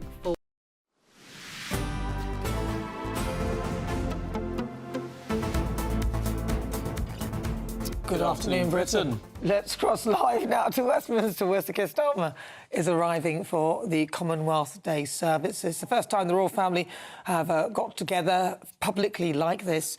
Of course, this has happened, this service, for many, many years, and it's the second Monday in March every single year, and that's what's been happening. So lots of representatives from all the different Commonwealth countries will be there. Absolutely, but we're looking there at pictures of Keir Starmer arriving at Westminster Abbey. We can see some protesters there with their yellow Republican banners in the background, but that's not distracting from the crowds that you can also see to the right of them. But the Prime Minister arriving in Westminster Abbey. Yeah, a lot of people there as well.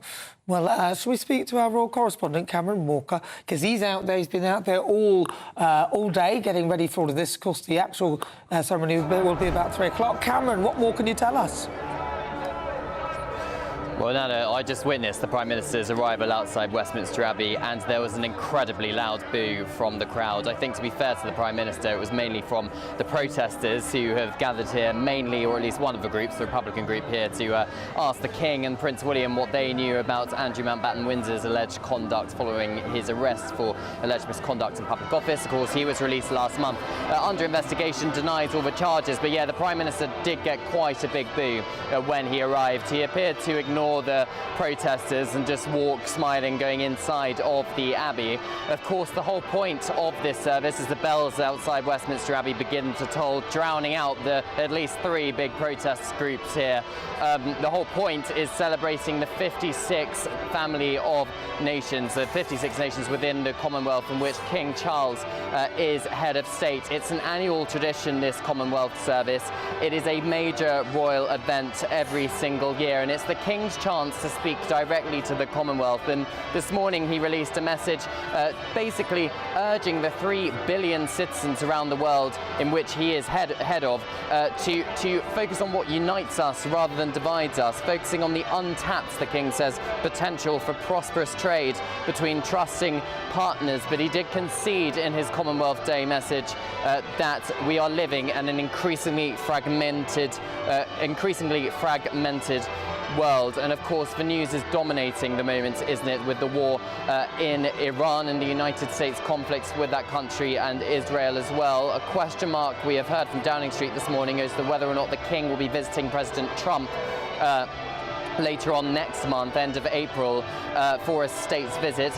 Downing Street saying a state visit has not been confirmed. The Foreign Office and Buckingham Palace refusing to comment because, again, it's not been confirmed, although sources telling my colleague Ben Leo from the United States side of things that there is a bit of a question mark whether it will go ahead at the end of April due to this ongoing conflicts with Iran. There are a lot of royal supporters here as well who have been here since quite early this morning. There's lots of Union flags, somebody wearing a Union flag hat as well, ready to see members of the royal family. We are expecting in the next couple of minutes live here on GB News the arrival of the Princess Royal, her husband Vice Admiral Tim Lawrence, the Prince and Princess of Wales, and of course followed just before 3 o'clock by the King and the Queen. So it is a big royal event, but lots of noisy protesters. We've already spoken about Republic, those big bright yellow signs. This is probably the 3rd big year that they have protested outside the Commonwealth Day service. We also have quite a big protest group from Cameroon, one of those 56 nations. That at the moment, a country, an African country, really marred by conflicts, and there's lots of alleged human rights abuses taking place in that country, which the protest group here want to raise awareness of. There is also a pro-LGBT rights group here, led by the campaigner Peter Tatchell, highlighting a number of the anti-LGBT laws in a number of African nations which form part of the Commonwealth. So although the whole focus inside the Abbey is about uniting the 56 Commonwealth realms, of course many High Commissioners are inside the Abbey already waiting for that, alongside a number of government ministers, including the Prime Minister, as we just saw, and the royal family. Outside, there is certainly a lot of anger and certainly a lot of frustration and frustration as well. Really fascinating there, the protests around human rights in these countries. I mean, it just made me think, perhaps absent-mindedly, that after the Second World War, we decided to bind ourselves in this country to a European framework on human rights. But when we granted these 56 countries their independence over the decades following the Second World War, we didn't bind them into any international institutions guaranteeing human rights in those countries. It seems like the Commonwealth is a remarkably weak international institution that can't really force any of the countries within it to do anything at all. Yeah, it's really tricky, Tom, because also at the end of this year, in November, we've got the Commonwealth Heads of Government meeting in Antigua in the Caribbean. I can also hear another massive boo. I'm assuming that was, well, it was a Republican protest to my left here. Police escort just about to sweep into your position now. But you're right, Tom, there is a huge issue with this, the future really of the Commonwealth. It's something that was really dear to Queen Elizabeth II post-Second World War, really uniting 56 nations with common ties and common kind of values, as it were. And yet there is big differences perhaps between some nations, such as the United Kingdom, Australia, New Zealand and Canada, compared to some of the Caribbean nations and some of the African nations as well. On your screens now you can see the Duke and Duchess of Gloucester, their arrival. They are still working members of the royal family. The Duke of Gloucester was Queen Elizabeth II's cousin, so King Charles's cousin once removed, a grandson, the youngest grandson of King George V. So you can see there are some working royalty perhaps you don't see every day who are coming out to support His Majesty in the Uniting the Family Commonwealth of Nations. But the King talking, Tom and Nana, this morning about the untapped potential when it comes to trade with these 56 Commonwealth nations. We're not part of the we're not part of the European Union anymore, so one of the pros of Brexit, wasn't it, according to those who wanted Brexit, was that you are free to trade with a number of the independent nations, and the Commonwealth is basically a shoe-in, perhaps, or the King would perhaps argue, to trade and negotiate and talk to one another and unite one another, particularly when the world is so fractured at the moment with the war going on in Iran and Ukraine and elsewhere around the world. Princess Anne there, the Princess Royal on your screens for those of you watching or listening on the radio. Princess Anne and Vice Admiral to Tim Lawrence, fresh from watching Scotland's victory in the Six Nations match this weekend. She, of course, is patron of Scotland rugby. So these royal arrivals are going to be expecting thick and fast. Next, we are expecting the Prince and Princess of Wales to arrive, according to my sheet. There's always a bit of an order to these things when it comes to royal arrivals at Westminster Abbey. A Range Rover has just pulled up. I am assuming that it is the Prince and Princess of Wales's arrival. A boo from the Republican protesters. Prince William, the Prince of Wales, future King, and the Princess of Wales just coming into the Abbey precinct now. The Princess of Wales is wearing a Catherine Walker dress and earrings belonging to the late Queen Elizabeth II, so a bit of a family link there. The Prince and Princess all smiles as they enter the Abbey, a slight nod to the steel drum orchestra which has been placed there, perhaps partly to drown out the noise of the protesters, but also to provide some entertainment ahead of the service beginning at 3 o'clock today. But also because the bells, the tolling of the Westminster Abbey bells are so loud, I think it's going to be quite hard for members of the royal family to hear the protesters. They were particularly noisy earlier on today. The protesters attempting to boo members of the royal family as they drive past. But to be honest, I'm counting around 20, possibly 30 Republican protesters, 20 or so Cameroonian protesters, and maybe a similar group of the LGBT rights campaign group as well. I would think they're vastly outnumbered by tourists, and probably 20 or so hardcore royal fans too. I think a vast majority of the crowd you can see behind me, or indeed to the right-hand side of your screen, just off the screen to the right-hand side of your screen, are mainly tourists who are very lucky and are having a day out in London and happen upon this Commonwealth Day service and get to see members of the royal family. Because one of the pulls, isn't it, to the United Kingdom and people coming here, particularly to London, is the royal family and the global appeal and the soft power that the royal family wields. And that, of course, is also part of the 56 Commonwealth nations. We may well see King Charles go to the Caribbean later on this year. It's not been confirmed by Buckingham Palace and probably won't be for a number of months, to take part in that Commonwealth Heads of Government meeting. I can hear another boo from the Republican protesters, which makes me think the royal escort of the Metropolitan Police have just, yes, they have. The Metropolitan Police have just escorting His Majesty the King and Queen into the Westminster Abbey outside the Great West Door of Westminster Abbey. I can see the Royal Standard upon His Majesty's car, and unfortunately for the King, just as the bells have just stopped pealing as His Majesty arrives, which makes the Republican protesters seem a lot louder than they are. They are one or two claps as a small group of very pro-royal fans clapping as His Majesty steps out of the car. We can just about see the Queen there, and His Majesty the King steps out the car. And a number of the protesters getting increasingly noisy. A few cheers from members of the public and tourists as well.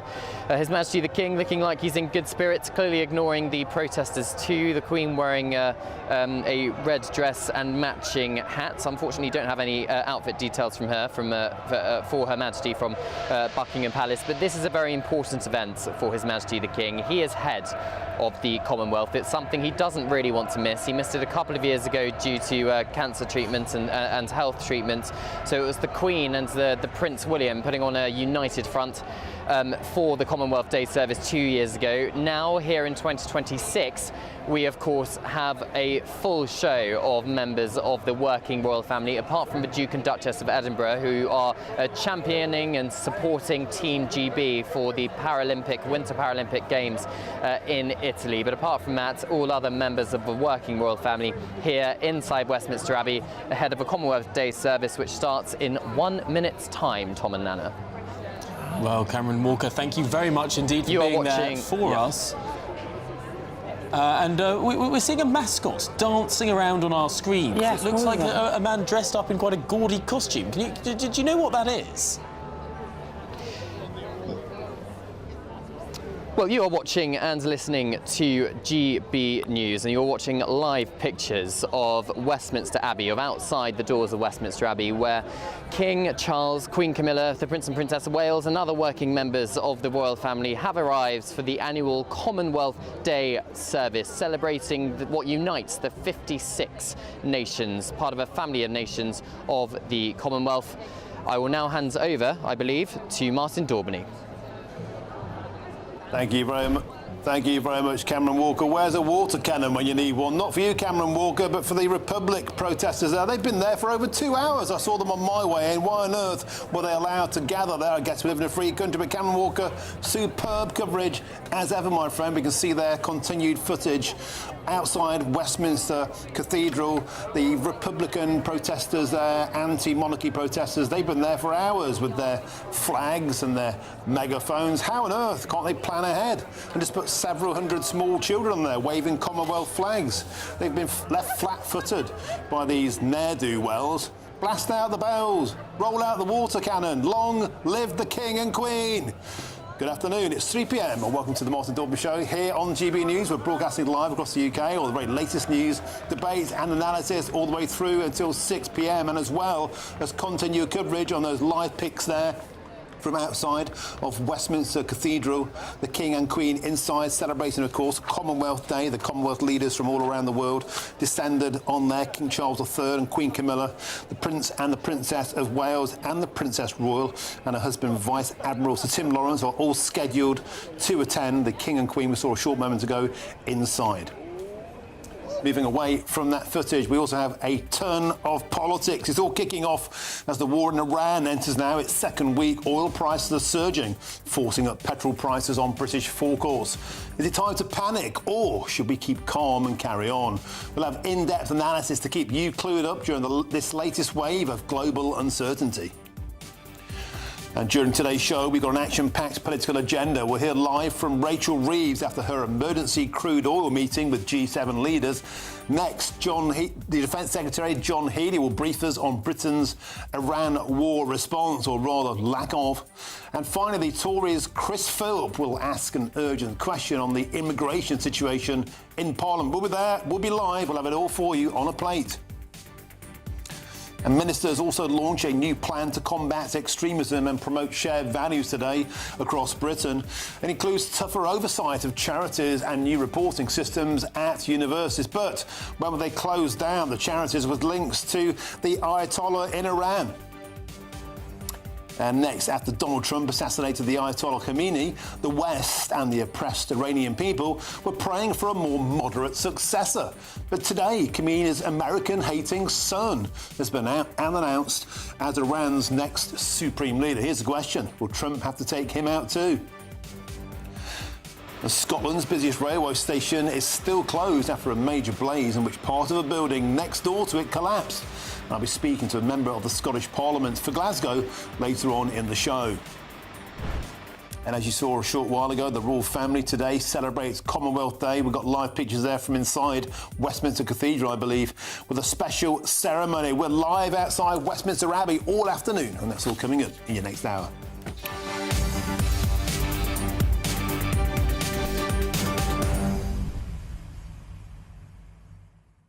Keep calm and carry on. That's a motto that's seen us through 2 world wars and endless economic crises. Are you old enough to remember the OPEC crisis? I can just about remember it on the backseat of my dad's Vauxhall Viva as we queued to get petrol. That passed, and so shall this. In the meantime, we rely on our politicians to provide us with cheap energy.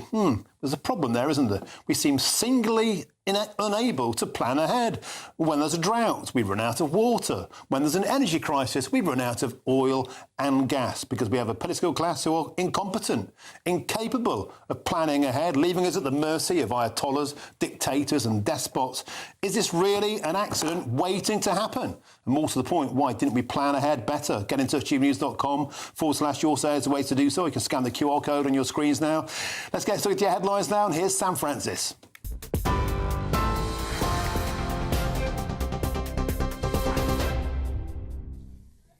Martin, thank you, and good afternoon to you. Plenty more from Westminster Abbey for those Commonwealth Day celebrations later.